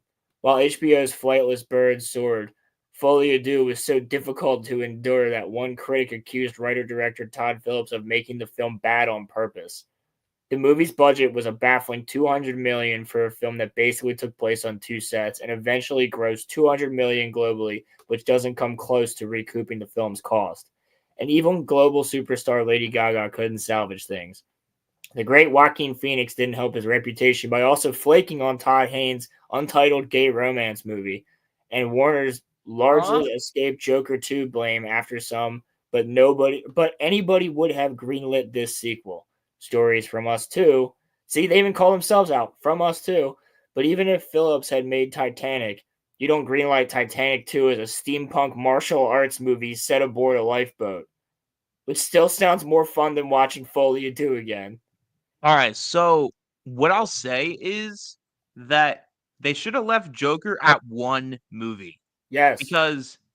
Because a lot was left up to interpretation, and then okay, if you don't want to be spoiled for Joker 2, even though none of y'all care, tune out for the next 10 seconds. I think everybody's already knows how bad the movie is. I don't think anybody cares.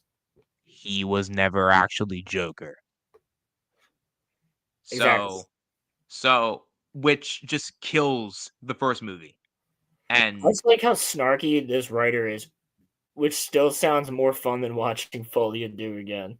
A Titanic 2 is as a steampunk martial arts movie set aboard a lifeboat. low-key, that does sound fun, actually. Still more fun. That sounds more fun than this movie. Runners up were Madam Web, Kraven the Hunter, and Sony's Spider-Man universe. I feel bad for Aaron Taylor Johnson, though, bro. Yeah, but he's going to be in 28 years later, and that movie looks like it's going to slap. Hey. Venom 3 is not that bad. Okay? Hollywood. Sure, it's not. Porter. I will defend the third Venom movie. Ask the box office. Honorary mention. I don't care about the box office. It was good. Okay? The Eli Roth sci-fi action comedy cost at least $100 million and eventually grossed $33 million globally. The saddest part. Borderlands even came out this year. Yo, the saddest part. At least people have heard of Madam Web. Yo, dude. How Borderlands came out this year. They're taking fucking shots. At least people have heard of Madam Web. That's fucking funny. Yeah, because no one even knew Craven was coming out until it was out, and then people forgot about it instantly. Because Craven was supposed to come out last year, but it got pushed back until this year. Yeah, but what normie even knows who Craven the Hunter is? No one does. Everybody only knew about Madam Web because of the actresses in it. Because you had what's her name from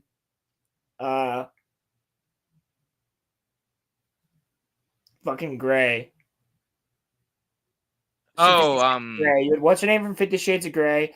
Dakota Johnson. Yeah. You had Dakota Johnson and you had Sydney Sweeney. Literally, you put Sydney Sweeney in anything right now, people are going to know about it because she's smoking hot. That's the reason. They should have put Taylor Swift into fucking Madam Web. It would have made like $1 billion.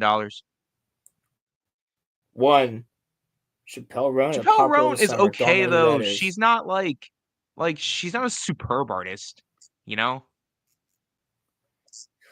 I don't even know who that is. Incredible year for pop music. Yeah, Roan arguably. Billie Eilish is overrated as hell. I'm sorry. Rise and Fall of the Midwest Princess. Yeah, Billie Eilish sucks. Uplifting social media story to go along with it. Videos like the one below, endlessly circulated for Roan, going from busking herself. I'm not a 50 people in a song, but like can't hate on Taylor Swift, bro. She's massive, so. I don't Drake taking an L in here, so. Katy Perry, what happened to her? Perry lost. Not so fast. Katy Perry, like the Kevin Costner of music, Perry quit her American Idol day job, though Idol is no longer landing Yellowstone numbers to be sure, to launch a comeback album that some views must have been made by AI. The album was titled 143, which might as well have been its position on the Billboard chart for all the blowback she got. According to Illuminate, the total album sales and streaming consumption of 143 was 100,000, compared to, for instance, Roan's 2.2 million. What? Lead single Woman's World was an extremely on-the-nose feminism anthem in every respect, except for that choice of Dr. Luke as producer. Look, this doesn't feel great. We're rooting for her Dance Party Tour next year to be a success, as well as her next comeback album. She's not gonna have one. Aliens. Did you see that movie? Was it good? At the box office, there was Alien Romulus Resurrection. I did see that movie. I talked about Alien Romulus. I said it is an alien movie that existed. Oh, yeah. I forgot about that. I think they just mean aliens in general. Because at the box office, there was Alien Romulus resurrecting the Alien franchise and A Quiet Place Day One, once again proving the star power of Lupita Nyong'o. On the small screen, there was Hulu's hit No One Will Save You. And in the unscripted space, there were several documentaries about the UAP phenomena across various streamers such as Netflix, The Manhattan Alien Abduction, Investigation Alien, and MGM's Beyond Aliens and the Unknown. Yet the most riveting alien-inspired streaming content lately has been courtesy of Congress and its two bipartisan hearings highlights from last year and this year. Fuck yeah. I watched both of them with former Pentagon officials and top military whistleblowers being questioned by the likes of AOC and Lauren Boebert. Lauren Boebert is the GOAT, by the way, with this alien shit. Apparently, it only takes the possibility of actual extraterrestrials coming to Earth to inspire a public display of bipartisan unity. Yeah, because Lauren Boebert's whole thing was that it's just this is a human matter. I don't give a fuck about politics with this. Didn't she also give Sloppy Top in a theater in front of kids? Who knows? FX. FX. Yeah. I guess. How will this literally very specific cable TV brand fare after being swallowed up by Disney's empire? Just fine. FX chief John Landgraf's big bet on Shogun paid off by winning a record 18 Emmys. Fargo returned to its best season in a few cycles, and the bet I would disagree with that. It was very on the nose with shit, but I would say that Fargo was season 5 is better than season 4. I wouldn't say a few cycles. Season 3 is still better than season in season 5. But The Bear remains a hit even in its pretentious 3rd season, played by an SNL parody of itself, which viewers saw right through with a plummeting Rotten Tomatoes audience score. Imagine what Landgraf could do with an Apple TV Plus budget. Speaking of which, Lost, Apple TV, and Apple Studios. Good. Screw Apple. You can't buy a PC these days without being offered 3 months of Apple TV as a free topping. Their ubiquitous subscription giveaway is like those incapable Bed Bath & Beyond 20% off coupons of the 2000s. This year, Apple even started selling its streamer through Amazon Prime Video, which must sting their pride a little. Reportedly, Apple spent more than $20 billion since 2019 to build its original content library, yet averages less than 1% of the U.S. screen viewing. On the film side, Argyle, terrible, and Fly Me to the Moon underperformed, and the star-studded Wolves was yanked from theaters. On the TV side, did you even hear of The Big Door Prize? Kindred Spirits? Who? Schmigadoon? That sounds like a fucking racial slur. And Time Bandits. I knew they were making a Time Bandits, but I didn't even know that there was the TV show came out. Not the movie, the TV show. Make or Break, Constellation, all were canceled, and you didn't notice one of those shows wasn't real. Schmigadoon, yeah, it's probably the one that wasn't real. Oh, wait, it says amazingly it wasn't Schmigadoon. Dude, whoever's writing this shit is fucking hilarious. The thing is, we love the idea of the world's largest company throwing its pocket change to creatives to make lavish and illiterate content. We just wish their shows were a Schmigadoon better. I want to know what the fuck Schmigadoon is. One, Nicole Kidman and actresses of a certain age. Kidman had an incredible year, a #1 Netflix show, Perfect Strangers, a Best Actress win at Venice Film Festival, Baby Girl, and another season of Lioness. Meanwhile, a surprising number of other AARP-eligible actresses gave, in the eyes of many, the best performance of their career this year, such as, long list alert, Demi Moore, The Substance, heard about that. Pamela Anderson, The Last Showgirl, heard about that. Tilda Swinton, The Room Next Door, didn't hear about that. Amy Adams, Night Bitch, didn't hear about that. Marianne Jean-Baptiste, Hard Truths, didn't hear that one. June Squibb, Thelma, Julianne Moore, The Room Next Door, again, you put that in twice. And Carla Sofia Gascon, Amelia Perez. I did hear about Amelia Perez. One, Will Smith. It's probably true that Trump could shoot somebody on Fifth Avenue and be forgiven by his supporters, but also Will Smith can walk on stage during the Oscars and slap presenter Chris Rock hard across the face for telling a joke in his movie. Bad Boys Ride or Die will still make $400 million at the global box office. Plus, Smith started inking deals again for new projects and thrilled Coachella with the surprise performance of the Men in Black theme song. America and Hollywood, both such forgiving places. Unless you're Gina Carano, of course, who's apparently a monster. Yo! Yo! Fucking goated. America and Hollywood, both such forgiving places, unless you're Gina Carano, of course, who's apparently a monster. Savage. That was a savage one right there. I mean, I'm not shocked that, Bad Boys made great. A ton of money. Yeah, but just the fact that they're calling out the fact that Gina did nothing wrong. Hollywood Reporter, the ones that reported on Gina doing shit wrong in the past. You're not saying she didn't do anything wrong. It's just that I think that people... She didn't, though. She literally got fired call for her a monster. Pronouns. She got fired for not wanting to put pronouns in her bio. I don't have pronouns in my bio. Why does that matter? Who cares? That was the real reason. Lost. Cable TV. I could not agree more because nobody watches cable TV anymore. Admittedly, we could have put cable TV on this list any of the last 10 years. But 2024 might have broken the model for good. Comcast announced plans to spin out its channels, including USA, MSNBC, CNBC, and E, into a new vehicle.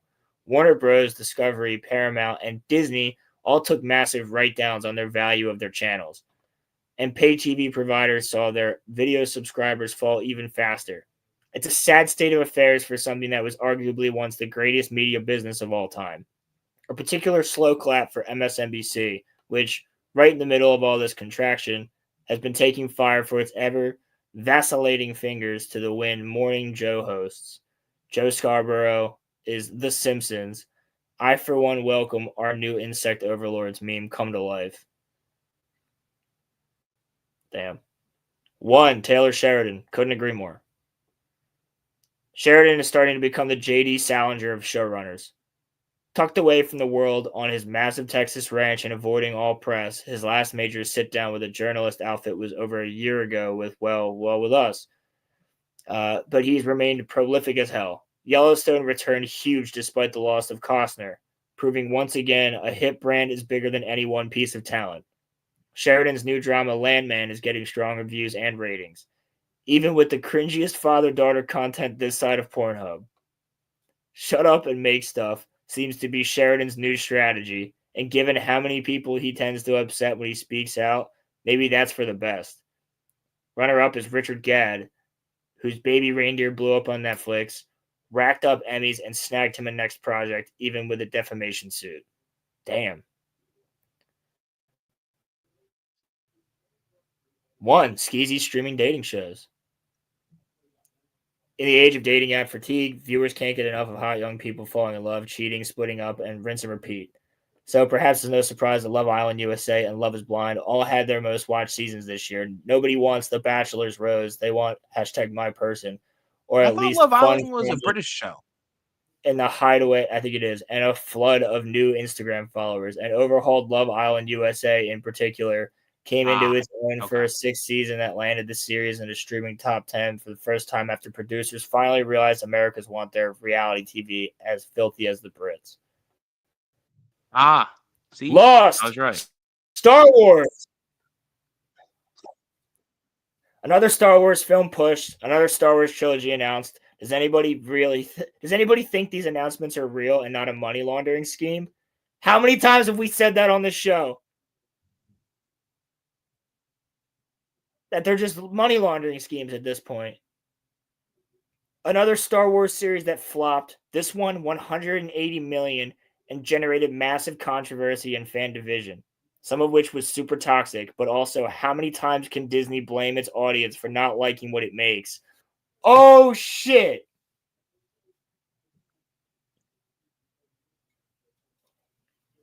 The fact that you have the Hollywood Reporter actually saying this shit is pretty fucking big. I mean, they did say that some of it was super toxic, which is true, but no, it wasn't. I don't agree with that. What about us saying The Acolyte was trash, was toxic? Not us, And but us like saying, there were people that went like super, super, super far with it. Like you got receipts? Like super far with it. Who? Guys, bro. Who went super hard with it? It said as. How far did he go with The Acolyte? Well, no, like whoever that bald British dude is, him. Yeah, what did he go hard about The Acolyte with? He didn't watch it. I thought that was him that got mad. One of the people in that sphere made it like all about race. Someone did. The showrunners made it all about race.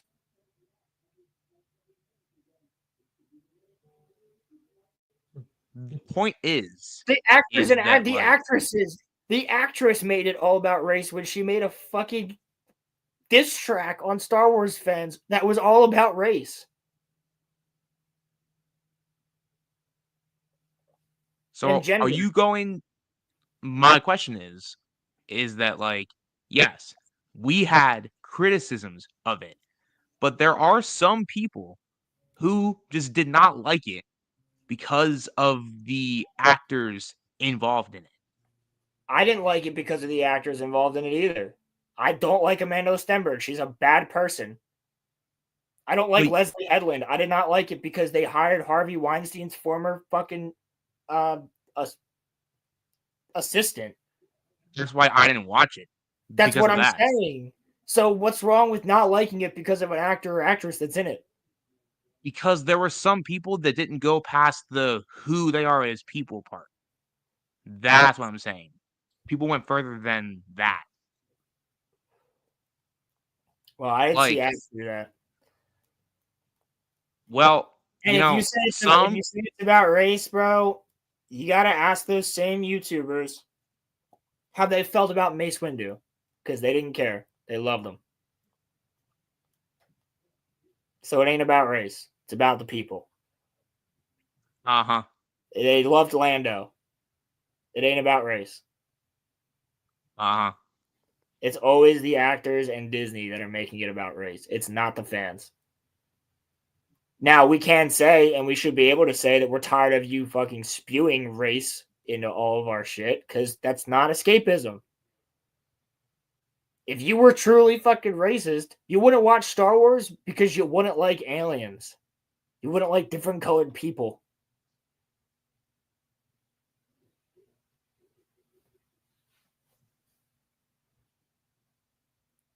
That's the thing.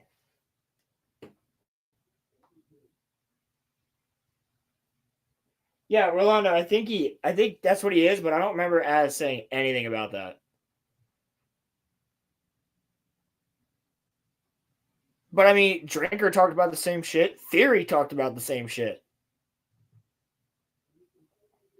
Theory is more broad though with it. Like Theory was not broad with it. So it's the way he said it. He didn't just outright say this is fucking terrible because the actress is a piece of shit. Like, we watched the clips of them at Star Wars Celebration. We watched the clips of these actors and actresses at Celebration being idiots, talking literally only about race and agenda. I'm not saying we that they're watched good Leslie people. Headland laugh when she said that R2-D2 and C-3PO were lesbians, and how Star Wars is gay, and Star Wars has always been gay, and Star Wars is for the gays. I'm not saying that they're good people.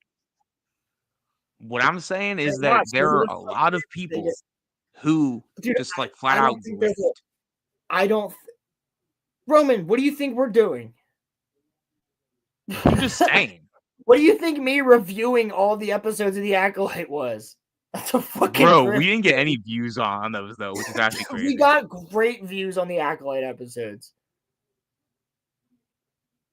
There were people watching it live, but like when they got put on to the second channel, it didn't get any views. But yes, well, how many views does the second channel get? Well, it doesn't have as many subs as here, so that is like probably why. But yeah, some of our most viewed live streams were when I was going through the Acolyte. True, yes, and that's a grift, brother. And I'm proud I didn't have the displeasure of having to watch it, so I totally feel sympathy for you putting yourself through that. Oh, bro, I had to watch it more than once. I had to watch it once, and then I had to watch it again to take notes on it. And then I had to technically go through it and watch it a third time on stream. Yeah. So, yes, I feel absolute sympathy for anybody that watched it. I just I don't know. I don't know how to say it. I feel like you're always going to have one or two people that calls a black actress or actor the N-word. That's always going to happen, but that wasn't a large amount of people. That was not a good amount. And that was none of the YouTubers that are in this space. That wasn't even YouTubers. That was just fucked up people on the internet that do that. And if you can't handle that, don't get on the internet. I'm telling you, again, all these celebrities should have played Modern Warfare 2. Because I've been called more words on that as a 9-year-old than and heard more things that people were doing with my mother that I didn't even understand as a 9-year-old. And that's why I can take fucking criticism and be like, okay. And that's why I can have people say the meanest fucking shit to me and I laugh it off. Because of this. Because I grew up with the internet. If you want to get on the internet and you expect everybody to be nice and agree with everything you say, yet you call YouTubers an echo chamber when, clearly we disagree on a lot of shit. We have people in our chat that disagree with us all the time. Like, bro, go into the fucking anime community and tell me that's an echo chamber. Holy shit, you will be so wrong. Technically, the definition of what an echo chamber is like a group of people who don't want to hear anyone else's point of view. And that's all these actors and actresses. Because they're not swayable. Because as soon as the Acolyte got canceled, they're like, it's all the racist fans' fault. Bro, it had nothing to do with the racist or sexist fans. That may or may not even exist, because if you're racist or sexist, you're probably not watching the fucking Acolyte. You're probably not watching Disney Star Wars. You probably were not watching Star Wars. In general.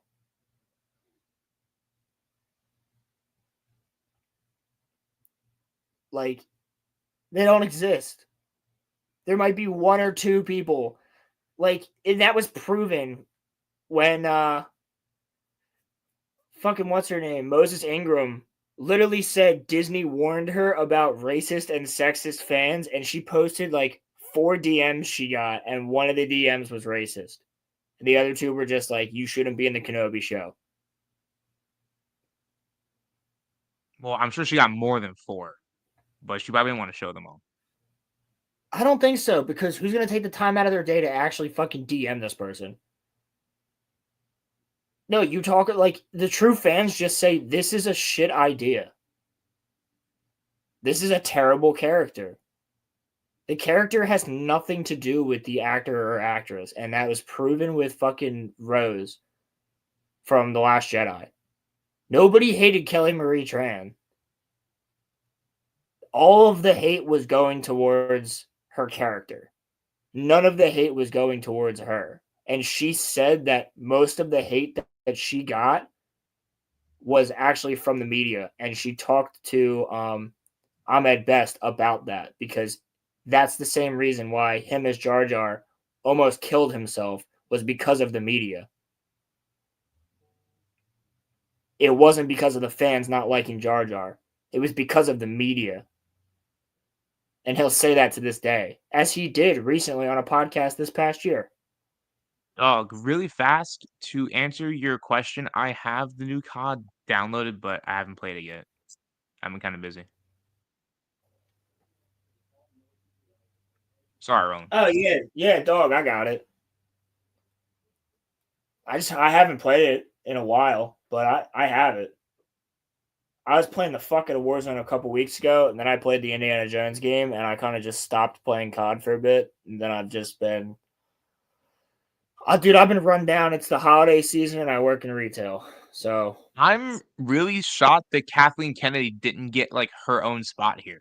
Oh, well, we're not done yet, but I don't know if she does or not.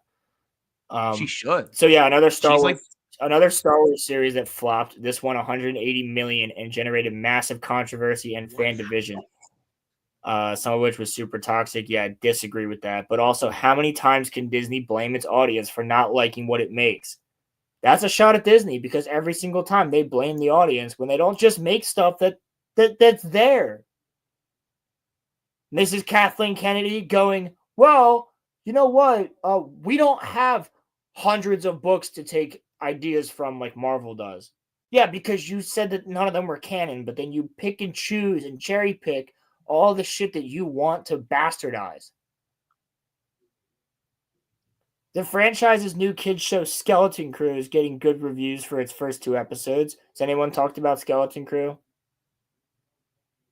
Theory did, didn't he? Theory did for the first 2 or 3 episodes. This past live stream he did with Stupendous Wave, which have actually been really good. I've really like Stupendous Wave is still a great Star Wars channel for actual Star Wars lore. And him and Theory have become pretty solid friends. I used to watch Stupendous before I even watched Theory, before Theory had a channel. And the two of them have connected and become pretty good friends. And they didn't even talk about Skeleton Crew this week. They talked about Superman and comic books. Really fast, I want to say when it comes to Superman, I'm cautiously optimistic. They just better not kill off Crypto. If they kill off Crypto, I'm throwing that's hands. the thing, dude. Everyone's about Crypto. I'm not a big Superman fan in general, so Fair enough. I really could give a shit how this movie does, but I want it to be good for those who are fans of Superman. However, And that Daily Planet looks fantastic. Theory and Stupendous and actually Dash Star, if you remember that old fucking YouTube channel. Yeah, like, vaguely. He's coming back, and the three of them have just been having streams where they just talk about actual Star Wars. They talk about the EU, and they're talking about like the love they have of the EU and Star Wars lore and cool behind the scenes stuff with like the making ofs and all that. Like they're not talking about anything Disney because it's boring. Like they're not even talking about Skeleton Crew anymore. Theory still does his live streams for Skeleton Crew every week, but no one really cares. I mean, if you want to be technical, And he said that. it sounds like He's like, bro, no one's watching the streams. it The sounds biggest like live streams that he Skeleton got were Crew's Commando. overall not like that bad, but like when you have Acolyte come out the same year, anything's better than that, you know? I guess, but part of the blowback against Lucasfilm's boss Kathleen Kennedy is just people being jealous. Who doesn't want to be able to have projects repeatedly stumble and still keep one of Hollywood's top jobs? The rest of us could only dream of failing so successfully. Yeah, right? That's 100% accurate. Yeah, every time she fails, she's successful. One, Adam she still makes Silver in the money. NBA. The NBA. No, as someone who watches basketball, Adam Silver sucks. Okay, so let's see what you have to think about this. There's only one sports entry on this list. The NBA, led by Commissioner Silver, secured 11-year media right deals with Disney, NBC Universal, and Amazon for an eye-watering $76 billion. When the new deals kick in next year, the NBA will go from having 15 games on broadcast TV to 75. And every single national game will also be on streaming, which the league hopes will lure younger viewers who have no idea what broadcast TV even means. All right, so actually, that's a pretty solid deal, though. I'm not gonna lie. Yeah, that is a solid deal. But NBA ratings last year on average, 23 million people watched it. This year, 9 million people are watching the NBA currently. And that's with all of the supposed stars. And it's because Adam Silver is just letting the rules change, and basketball is just like becoming like when people think of basketball, they think of Michael Jordan, they think of Kobe Bryant, the super like aggressive basketball players. Now they're all wimps. Now they're all divas, and now all of the stars that people pay to see are always sitting and hurt. So, no, the NBA might be financially winning, but in terms of ratings, they're not winning. Sorry, nerd rant over. All right, so I want to answer Dog's question right here. What are the numbers on Skeleton Crew vids compared to other Theory vids? Let me share this tab instead.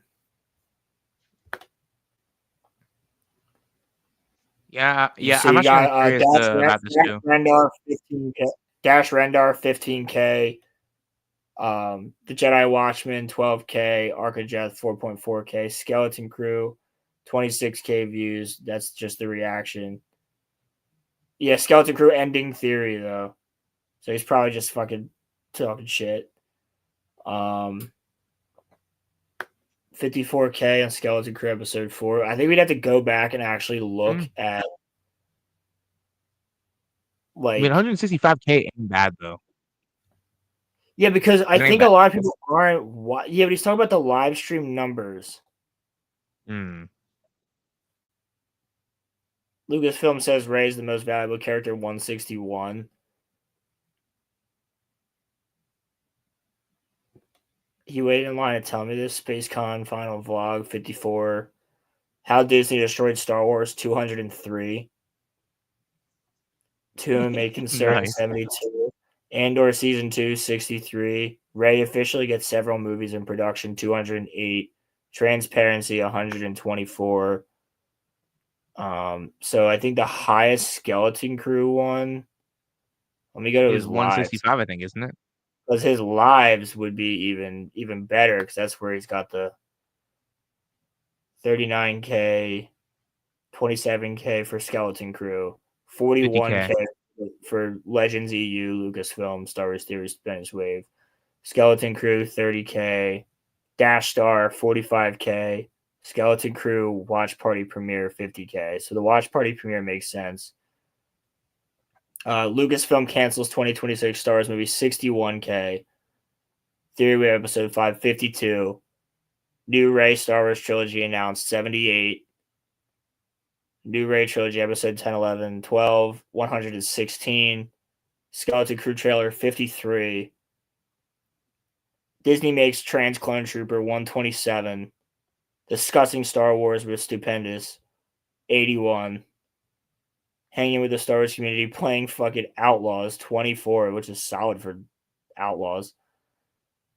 Stupendous Wave 87K. That video has more viewers than people that actually played that game. Yeah. Yeah, so like even the Outlaw streams are doing better than Skeleton Crew because you got the Skeleton Crew trailer at 53. You have the first watch party at 50. Episode 3 is 30. That's a 20,000 drop off. Did people watch the Acolyte though? Either? Episode 4 was 27. That's a massive drop off from the original watch party. Yeah. From 50K to 27K. All his other live streams do have more views than Acolyte has in weeks. I mean, not Acolyte, fucking Skeleton Crew. In 2 weeks, that's a pretty big drop off for Skeleton Crew. And then the videos themselves, I would Skeleton Crew even over? No, but I would say that the breakdowns for Skeleton Crew probably it would make sense that they would have a pretty high one because no one's watching it. Yeah. So they're watching his breakdowns of it, but they're not watching the show. That's kind of how I was with like Acolyte. Like I was talking to Katie Sackhoff. Like nothing. This is the biggest one he's had in a while. Sam Witwer talking to Katie Sackhoff. 262. The trailer for Vader episode 2, 288. Bro, I'm hyped for that. Yeah, it looks fucking sick. And like the ones where he's just the ones where he just makes a fucking comment like transparency 124. To whom it may concern 72. For my core audience 62. Like they do fucking good. An hour and 48 minutes. He waited in line to tell me this SpaceCon final vlog 54. Did you ever They sent me a $1,500 Darth Vader costume 124. Well, that's not Ahsoka season 2 203. There's an Ahsoka season 2 coming? Oh yeah. Awesome. That'll be fun. Out of his most recent ones, they're not doing bad. They've been posted all 2 days ago. Did you ever get into the Infuso?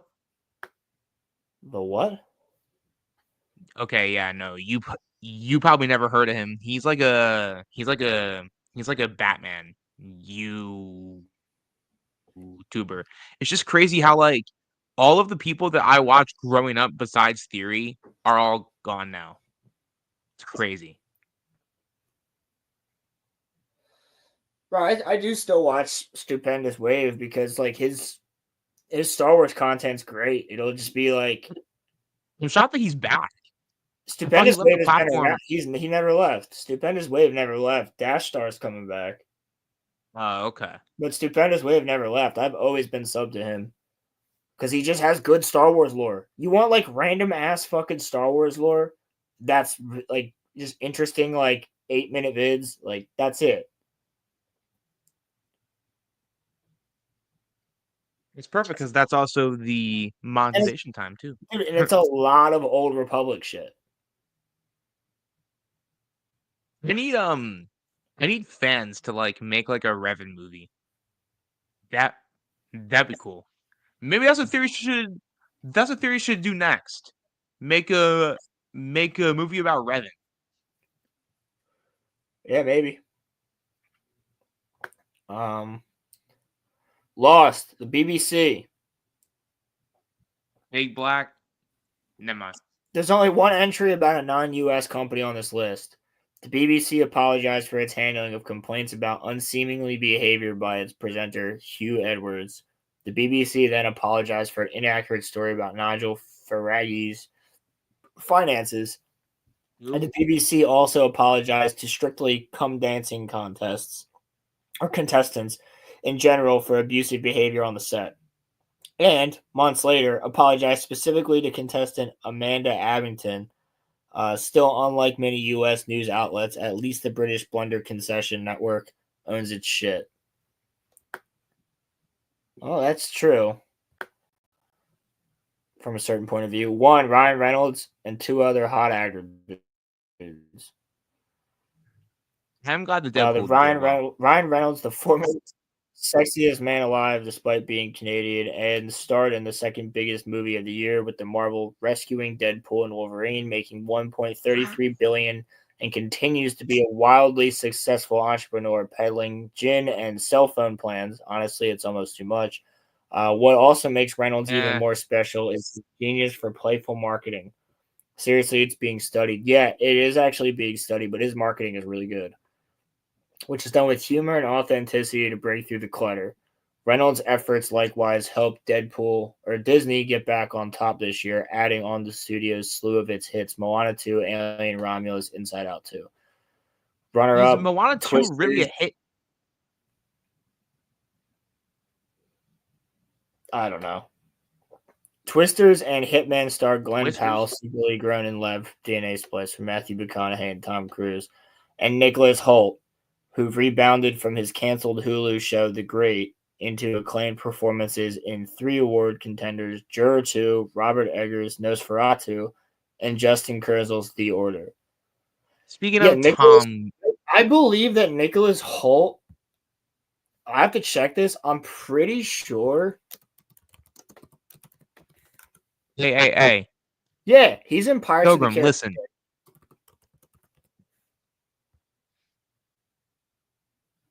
Pilgrim, Agatha wasn't that bad. It's not good, but Nicholas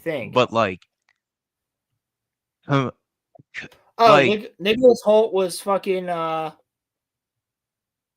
he was in what's it called?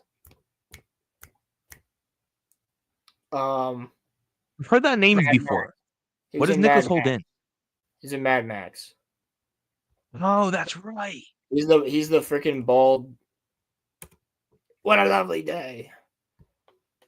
Movies and shows. Yeah, I know. He looks like the other dude that's in like Pirates 4. Yeah, Juror 2, Warm Bodies. He's in Renfield. That's another. So 2 vampire movies. Nosferatu. Is he in Renfield? Yeah, he is Renfield. He's in X-Men First Class. Mad Max Fury Road. He's in the new Superman. Oh, he's playing fucking Lex Luthor in the new Superman. Oh, cool. Cool. You didn't recognize him. He's in Deadpool 2.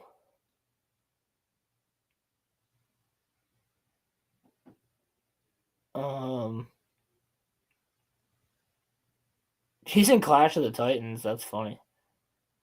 I feel like I remember him in that somehow, being a weirdo. He does play Beast. It's true. He plays Beast. He does? Yes.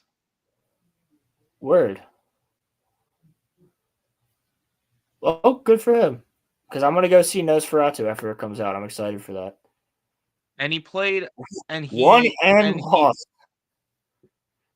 he played Tolkien apparently. Yes, he was Tolkien. That's where I know him from. He was Tolkien in the 2019 biopic Tolkien, which was very inaccurate, but was still an interesting movie. I liked the way that they showed certain things. Like, I liked when Tolkien was in the war and they'd show explosions, but it would be like the Balrog, and then he'd look over at somebody like riding a horse, and it was like a Nazgul on a I'm horse. shocked isn't on this list, Roland. I'm shocked that Jelly Roll isn't here. He's like he has like he won. I'll be honest. He won 20. He did good. Yeah, but he doesn't deserve his fame. Won and lost. I guess she's the last one. Beyonce? Fascinating. Number 1 on the Billboard 200 chart and became the first time a black woman has ever topped the country album chart. Yeah, that's true? Fucking weird because I don't think she actually made a country album. I haven't heard of a country album from her, but maybe. The best music I've ever made. Cowboy Carter went down to the charts faster than expected. What? The fall off precipitous and potentially unprecedented in the current album release landscape, as one influential country music reporter put it. But it's still great performance, with 1.4 million album units consumed across streaming and sales, according to Illuminate. Came despite Beyonce intentionally not promoting Cowboy Carter with videos, interviews, and tours. But the album was snubbed by the CMAs. That snub might say more about the CMAs than the album and prove Beyonce's point about country music's treatment of black artists. Well, man, I don't think so. Pretty sure that Lil Nas X's gay ass is still fucking doing great. But she did that Kamala Harris rally, which left tens of thousands. Is Lil Nas a country artist? He does do country music, and he's pretty fucking popular with people. But yeah, true. She did that Kamala Harris rally, which left tens of thousands of fans disappointed. She didn't perform. But look, Beyonce took a huge chance, broke some records, still had a big hit, and arguably accomplished more with uneven reception of Cowboy Carter, including opening the door for other country artists of color than she ever would have with a pop album. So ultimately, that makes her a winner in our book. Yeah, I think that if there's a few country artists I know of, like, that are of color that do pretty good. But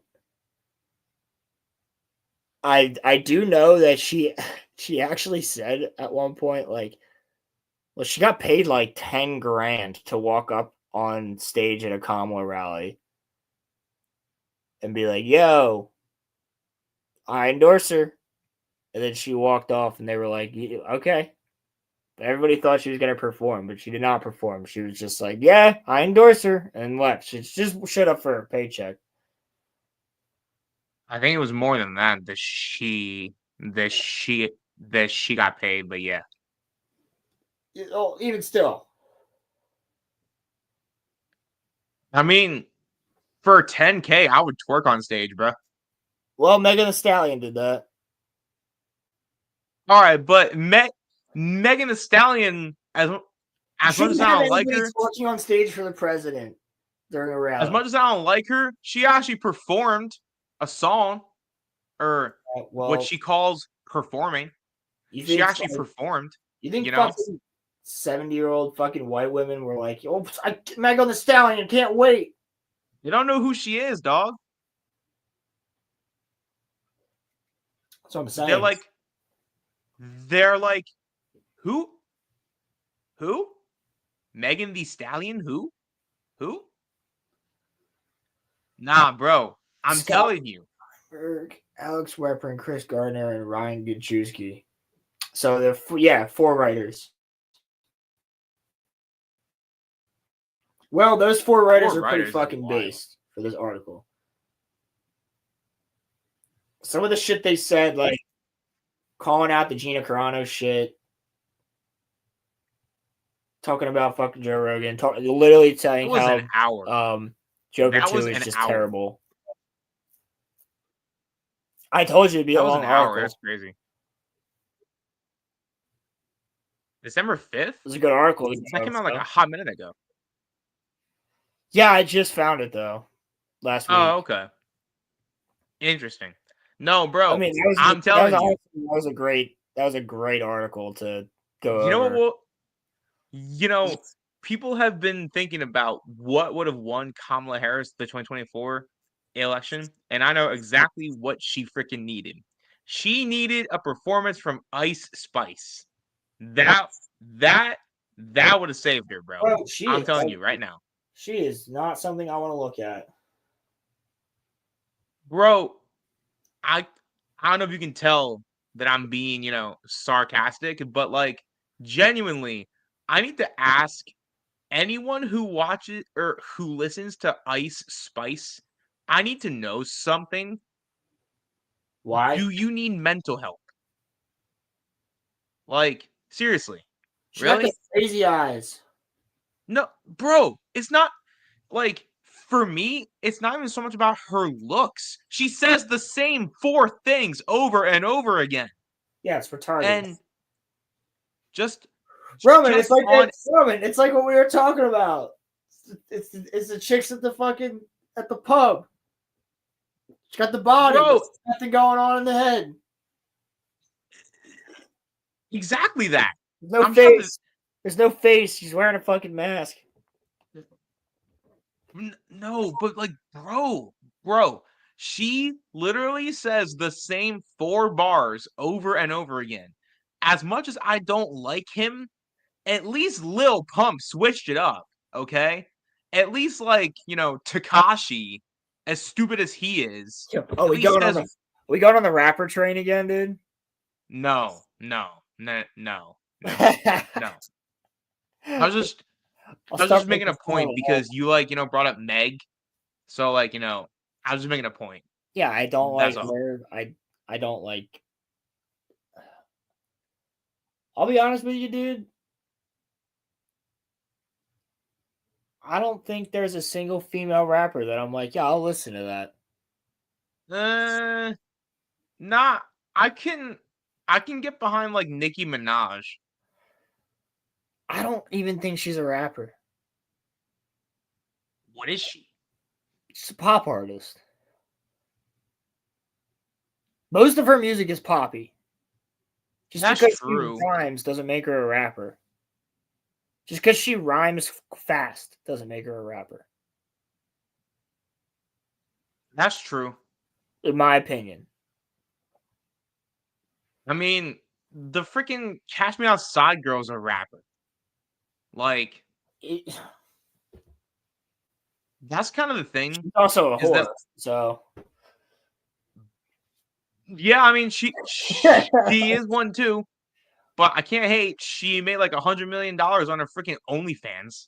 So like, exactly 100 milli, Yeah, that shit got spent. I'm just saying, bro. I can guarantee you that shit got spent. So she's like, "Fuck, I gotta rap or something." I know some black guys. I think they can teach me how to rap.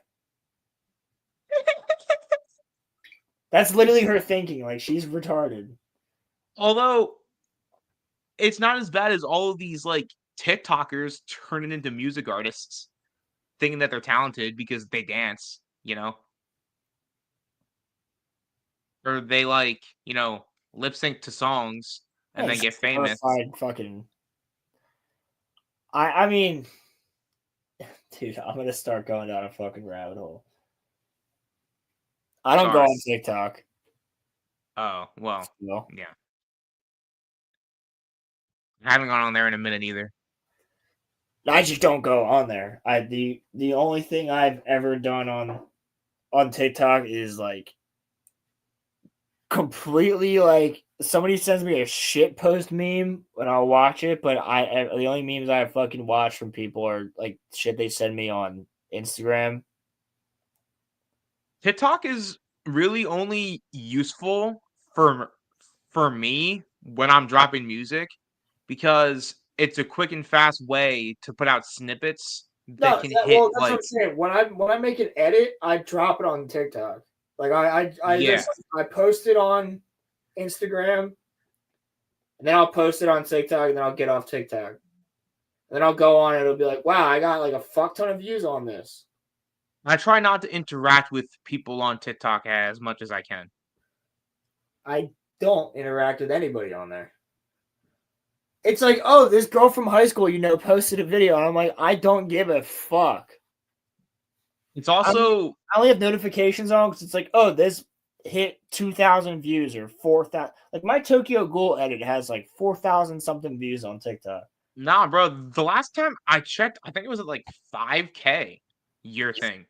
Let me see. Oh god, I'm gonna start getting notifications on here because I opened the app. Well, Roland, we don't have to worry about that in a month. It'll get banned. Holy shit! It's at 9,000. Holy moly, bro! 9,047 views on my Tokyo Ghoul. 9,000 views is crazy. How many followers do you have on there, Roland?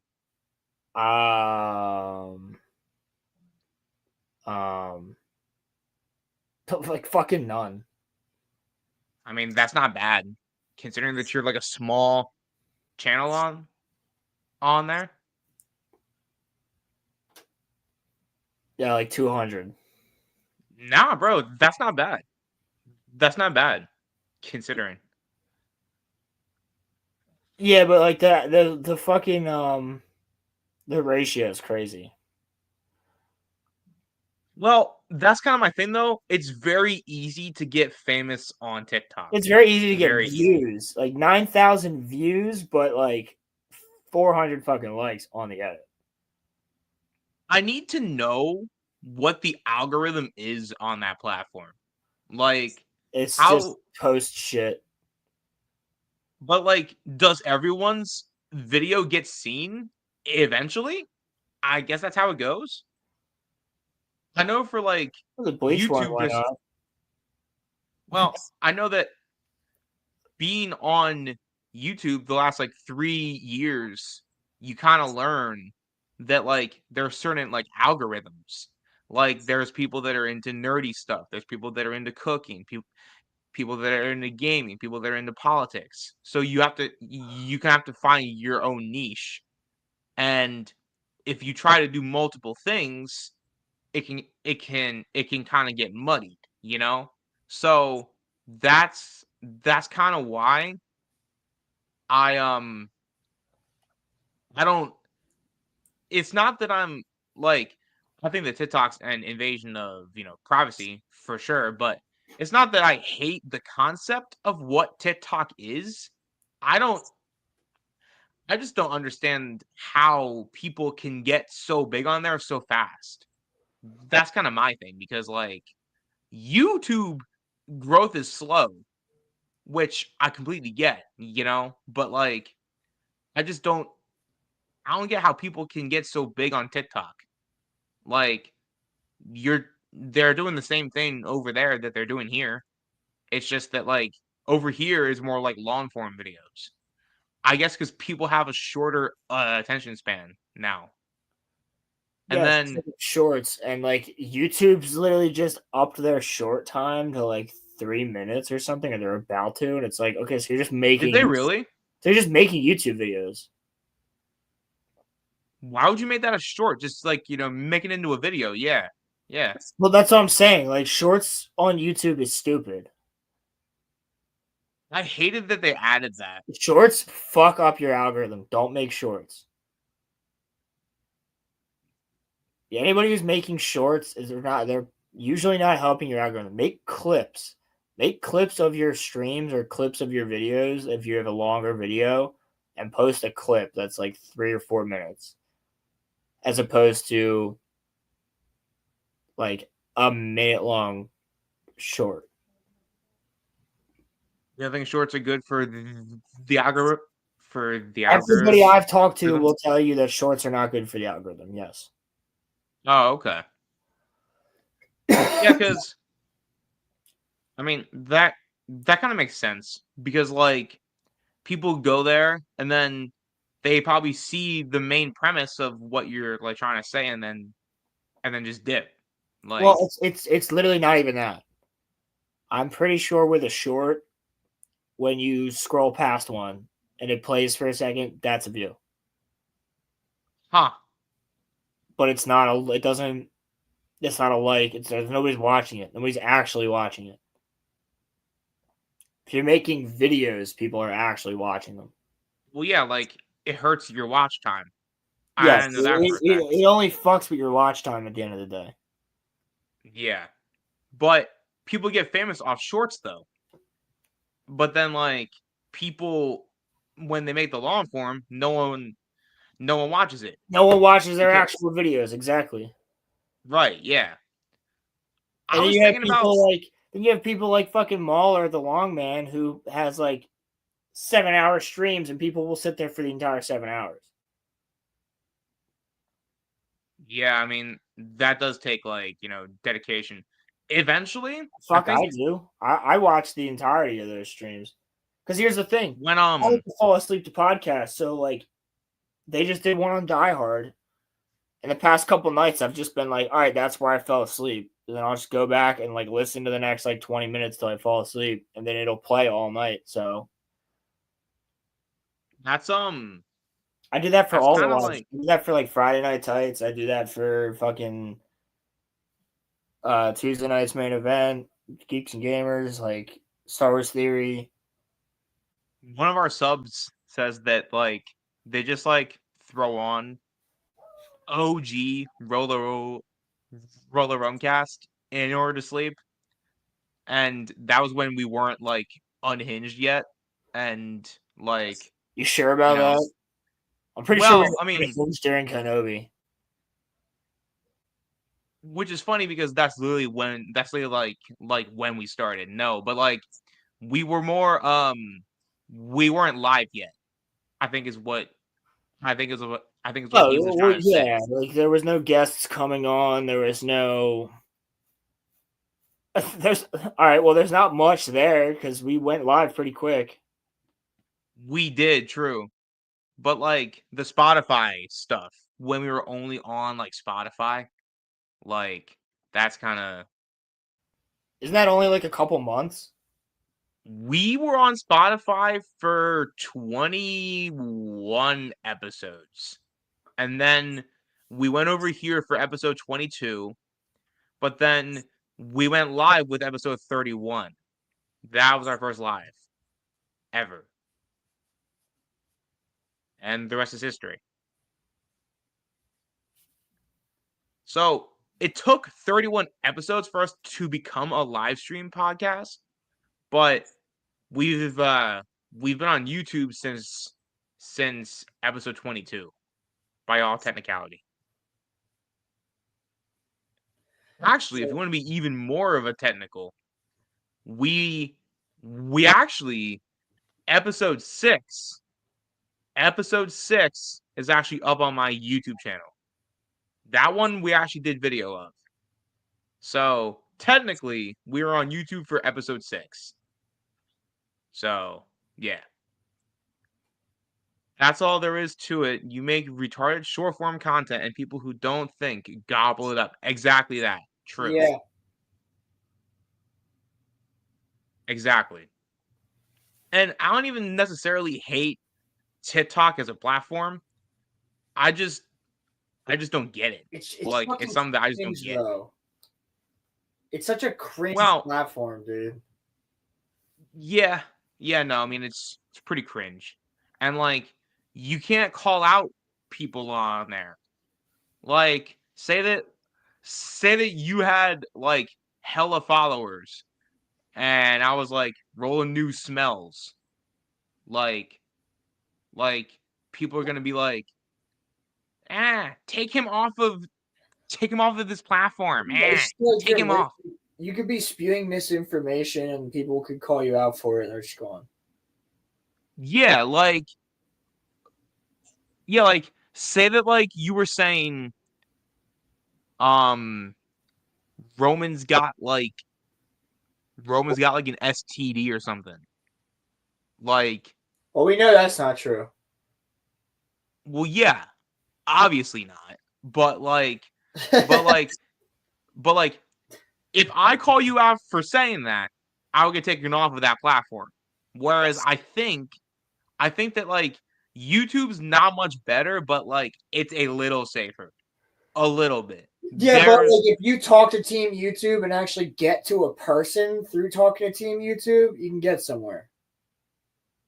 Does TikTok even have a team to talk to? Well, if they do, they're all in China. Yeah. Twitch, even though I like it, Twitch is even worse. Because Twitch is way worse. Twitch, you can literally be making money off of just running a live stream that's playing other people's YouTube videos. Yeah. Yeah. It's very, very easy and like they like now they get mad at creators for like doing certain things, but then they like let them on. They like let them back on, which is actually crazy. Like people who have been like think about well you probably don't know that much about this, but I'm in like the Twitch sphere, so like I know more. But like Ninja got kicked off of the platform because of some like messed up stuff that happened that he did live on stream. So quite like he broke like 7 or 8 of what happened? Did he say the N-word? I think that was Ninja. Yes, I remember him saying the N-word. Yeah, bro, go back in time to when Keemstar said it, because Alex is a stupid. Oh yeah, right. Everybody in chat say Alex is a stupid.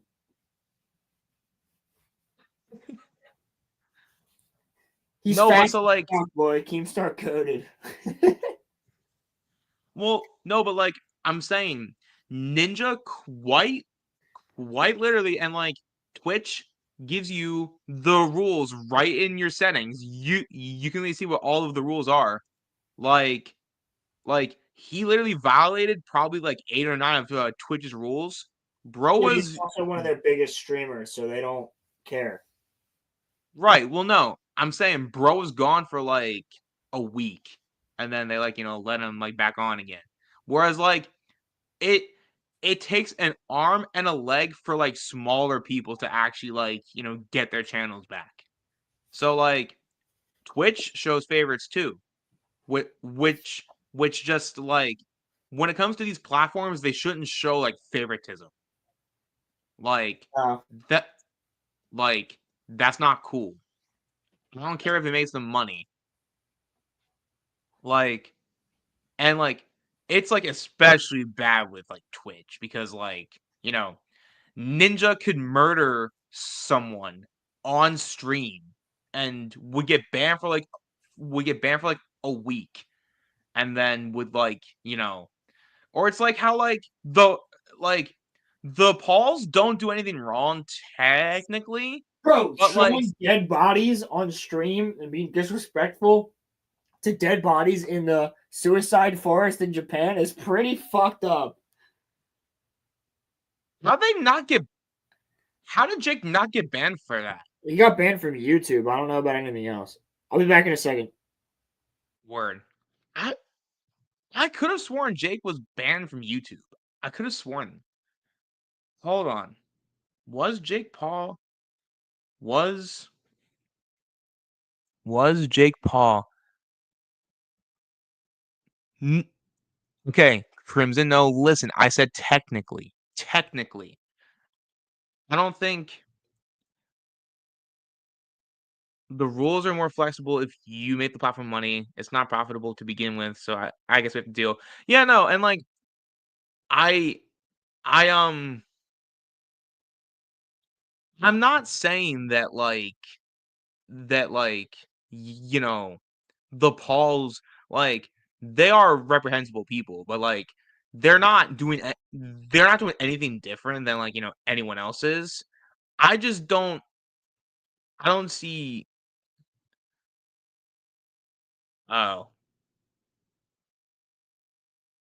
Also, Logan was the one that filmed the dead body. Oh, okay. Sorry about that. Yeah, yeah, yeah. Sorry. Sorry. Sorry. Look, see, I thought that was I thought that was Jake that ripped off people through uh crypto. I thought that was him. I also know that Lunchly is like a giant scam. You guys want to talk about scam artists? Mr. Beast is a freaking scam artist, bro. Mr. Beast is a freaking scam artist. And I know that YouTube will get mad at us for saying this because like he makes YouTube a ton of money. Oh, wait a second. That happened with the Hawk Tua girl too. They made her like a meme coin. Yeah. Hawk coin. Yes. Yeah. Logan works with Mr. Beast. Yeah. But Dude, I see Feastables at the 7-Elevens. The 7-Eleven next to my work has like Mr. Beast Feastables. Aren't they just Lunchables? Yeah, there was a whole thing about that though, where they're like moldy. What? Yeah, they're like people are opening them up, and there's like mold inside them. I heard that like the last thing that like I heard about that sphere was that like crime is bad for you to drink or something. Crime is bad for you to drink. Well, yeah, are you surprised by that? No. But it's like Feastables is like him, KSI, and Logan or Jake Paul. I think it's Logan. Logan Paul, yeah. I don't know. Well, why would people buy?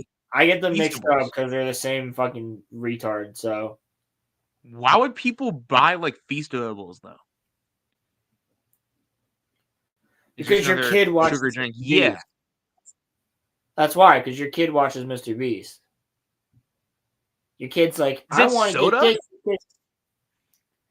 No, it's supposed to be like a fucking Gatorade type drink. Ew. Tastes horrible. Oh. Okay. Lunchly used actual cheese, and that's the issue with the mold. Oh, okay. All right.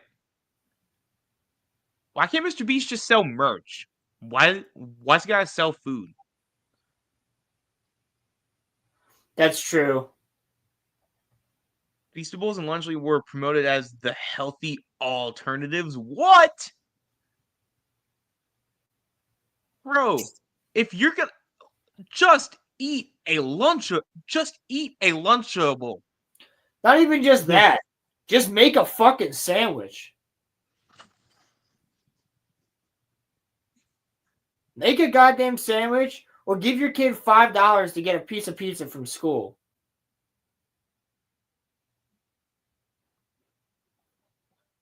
Yeah. Like, holy shit. What? Yes, it does. That's crazy. No, but like I'm saying, the like make your own pizza Lunchables though. Oh man, those hit. And they had the like Capri Sun in them. Oh man.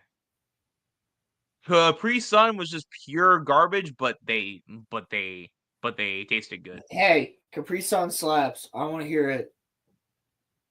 I'm not hating on it, but it's bad for you. Although technically everything is bad for you, though. I ain't hating on it, but it's bad for you. Did they really say that? Ronnie, is that true? They said it was the healthier alternative? Yes, they did. Wow. Wow. I've seen the video. I think It's a Gundam has a video on that. Right? That is crazy. By the way, shout out to Gundam. His videos have been fucking great recently. What happened to PewDiePie being like the biggest on this platform? He got Did married. Mr. Beast like overtake him? He got married.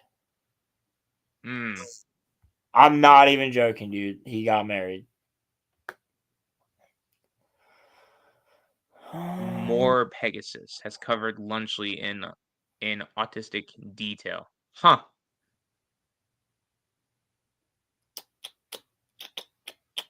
Why are kids watching Mr. Beast? You can see that all of his videos are fake. They're not real. You can't see that if you're a kid, dude. True. I mean, he already like accomplished his goals. Like he probably makes like $7-8 million a week. So like he's probably set. Honestly. Like if PewDiePie stopped posting, he would be good. Like I'm pretty but yeah, no, I mean sure Gundam has a video on the whole Feastables thing. That's crazy. The stuff that's going on with like, Feastables and like all that stuff, that is crazy. Whatever. I'm not looking through all Gundam's videos right now. I'm just waiting for the next. Nah, but like, I just want this to be made clear. I'm not saying all of this because like I'm jealous of the Pauls or like I'm jealous of Mr. Beast. It's just that like I don't like when people get famous by like scamming people and like, ripping them out of their hard-earned money. If you want to just grift and like not make a whole ton of money off of it, fine. Like we can have that conversation. But like the Pauls and like Mr. Beast and like KSI like making so much money off of kids and then like scamming them is crazy. Like that's some like nasty stuff. And so it's not that I'm jealous of them. Dude, you gotta listen to Jake the Viking talk about it. Because he's friends with the crew from Geeks and Gamers. Like Jake the Viking, he used to be the he used to work for Mr. Beast or something? He used to be the manager for Mr. Beast and everything going on. And he completely fucking got out of that because he's like, dude, there's like some fucked up shit going on in like the Mr. Beast house and like shit like that. Like he's an asshole. He's not a good He's not a good person. He's like, bro, he thinks it's funny to put like posters of like lolly hentai like on the fucking walls and shit. I saw that. Like, yeah. I saw that. Yeah. And I'm not talking like I'm not talking regular hentai. I'm talking lolly hentai. Like underage. And we don't have to, we don't have to say what those are here. I'm not gonna say it because I'm on both. That was one of the major reasons that like he left. He was like, I'm not fucking with that. Like that's weird. That's bro. If you went your that was up in Mr. Beast's house. It was in the Mr. Beast house where like all the content creators stayed, like the whole crew stayed. What? And it's like it's like, bro, if you walked into your homie's house and they had those type of posters, you'd be like, okay, we need to fucking talk. If you ever get that in your house, Roland, I am taking you to therapy. I'm not fucking ever gonna get. My walls are full of fucking posters, and none of them are. Actually, 2 of them are anime. The one's I'm just saying, if that ever happened, 3 of them, like Tapestry and it's Naruto. No, but like lollies Yeah, I know. People that are Crimson, in the we've know had this know what they are. conversation, but you know what I'm talking about. Yeah. Crimson, you know what I'm talking about. But if Mr. Beast has that up in his house, or in the creator's house, isn't one of his people a registered sex offender? Yeah, also his best friend is somebody who had 2 kids and a wife and then transitioned and then left his family. I mean, the leaving the family part is the bad part. That's crazy. That's because he said, "Well, I've always been a woman, so I can't have a family that's like this." What? Yeah, it's degenerate as fuck. I mean, like, Caitlyn Jenner didn't like disown his/her family when Nope. Like, Caitlyn Jenner that's. probably still has a dick. I'm just saying. I don't think Caitlyn Jenner did the whole thing. Okay, but I'm saying that Caitlyn Jenner didn't abandon her family. You know what I mean? Yeah, but at Like, least they can still give like some pleasure to the wife. Like this person was just like they disappeared, they just left and then got the transition. They didn't get the transition with the family. So they didn't tell anybody? No, they just didn't tell the family where the fuck they were going. They just disappeared. That's crazy. Now, is this the same person that is the registered sex offender, or is it a different person? I think that's a different person.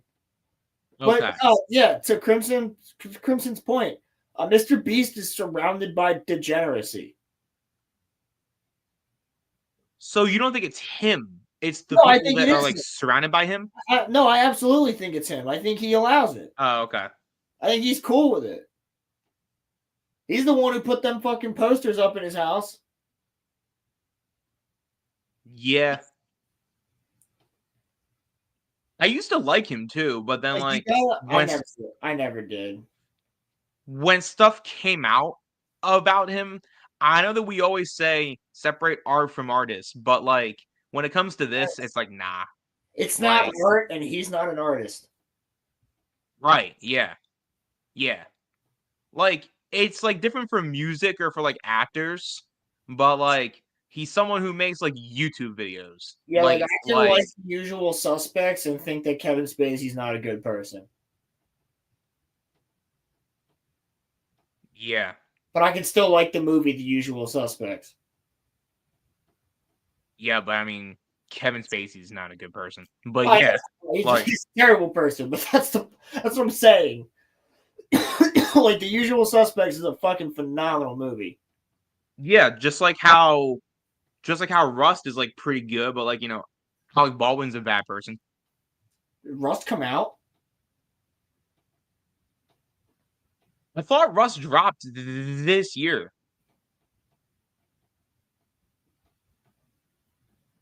Did it? I saw it. Hold on. Yeah, look that up.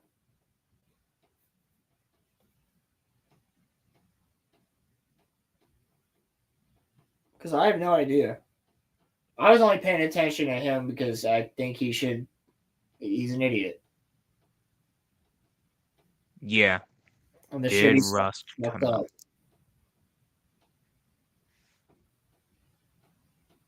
Yeah, it premiered at a film festival back in November. Yeah, but can you watch? It did come out. What happened? Can you go on a streaming service and watch it? Like, is it viewable to the public, or was it just there?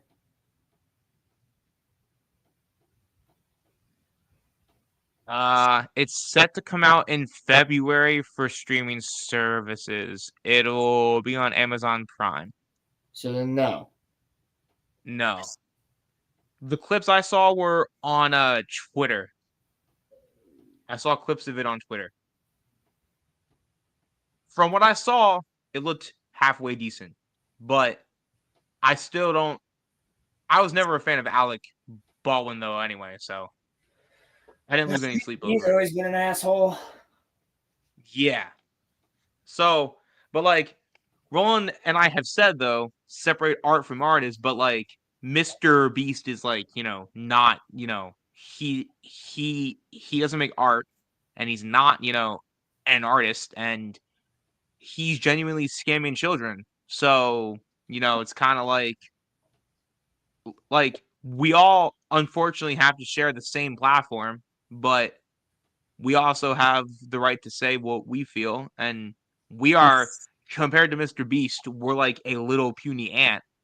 But like, if we're gonna be on the same platform as him, we have the right, I feel like, to say things Yes, about him. absolutely. So, but yeah, did you want to talk about anything else, Roland? Or I mean,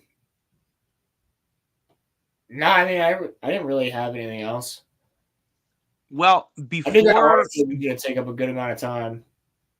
yeah, before we wrap, I just want to say I hope you all have a wonderful Christmas week. And whether you are alone or whether you are with family, just take Yeah, if you are alone, just take time to yourself and just, enjoy yourself because we all just work, or, school, work, or doing stuff.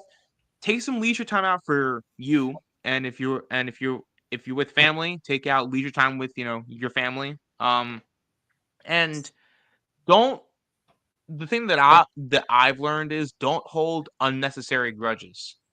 Because it eats at your soul. And I'm not saying to like, yeah, but hold necessary grudges. yeah, yeah, yeah, yeah. I'm not saying to like forgive every person, but like if it was like a stupid little fight that you haven't talked to someone in years over, I think now is the perfect time to talk to that person and just be like, I may not still want to talk to you, but like I want closure. So let's just like hash it out. Like Right. I think we should love every person every day, but this time of year is like especially important to love every person, especially with how the world's going. So just try to love as many people as you can this week. That sounds corny, but just take this holiday time to spread some joy and love because the world needs it. Yeah, So, spread that yeah. Christmas joy. Yeah. Other than that, though, Merry Christmas, everybody. And I think we're going to do another Monday stream before New Year's. So, Yeah. Well, New Year's Eve is a Tuesday. We could do it on Monday though because you're off on Monday. So yeah, yeah. I guess we'll be back on the 30th. And yeah, until next week then for the last one of 2024. Y'all, Merry freaking Christmas. Merry We'll Christmas. see you guys next week. Peace.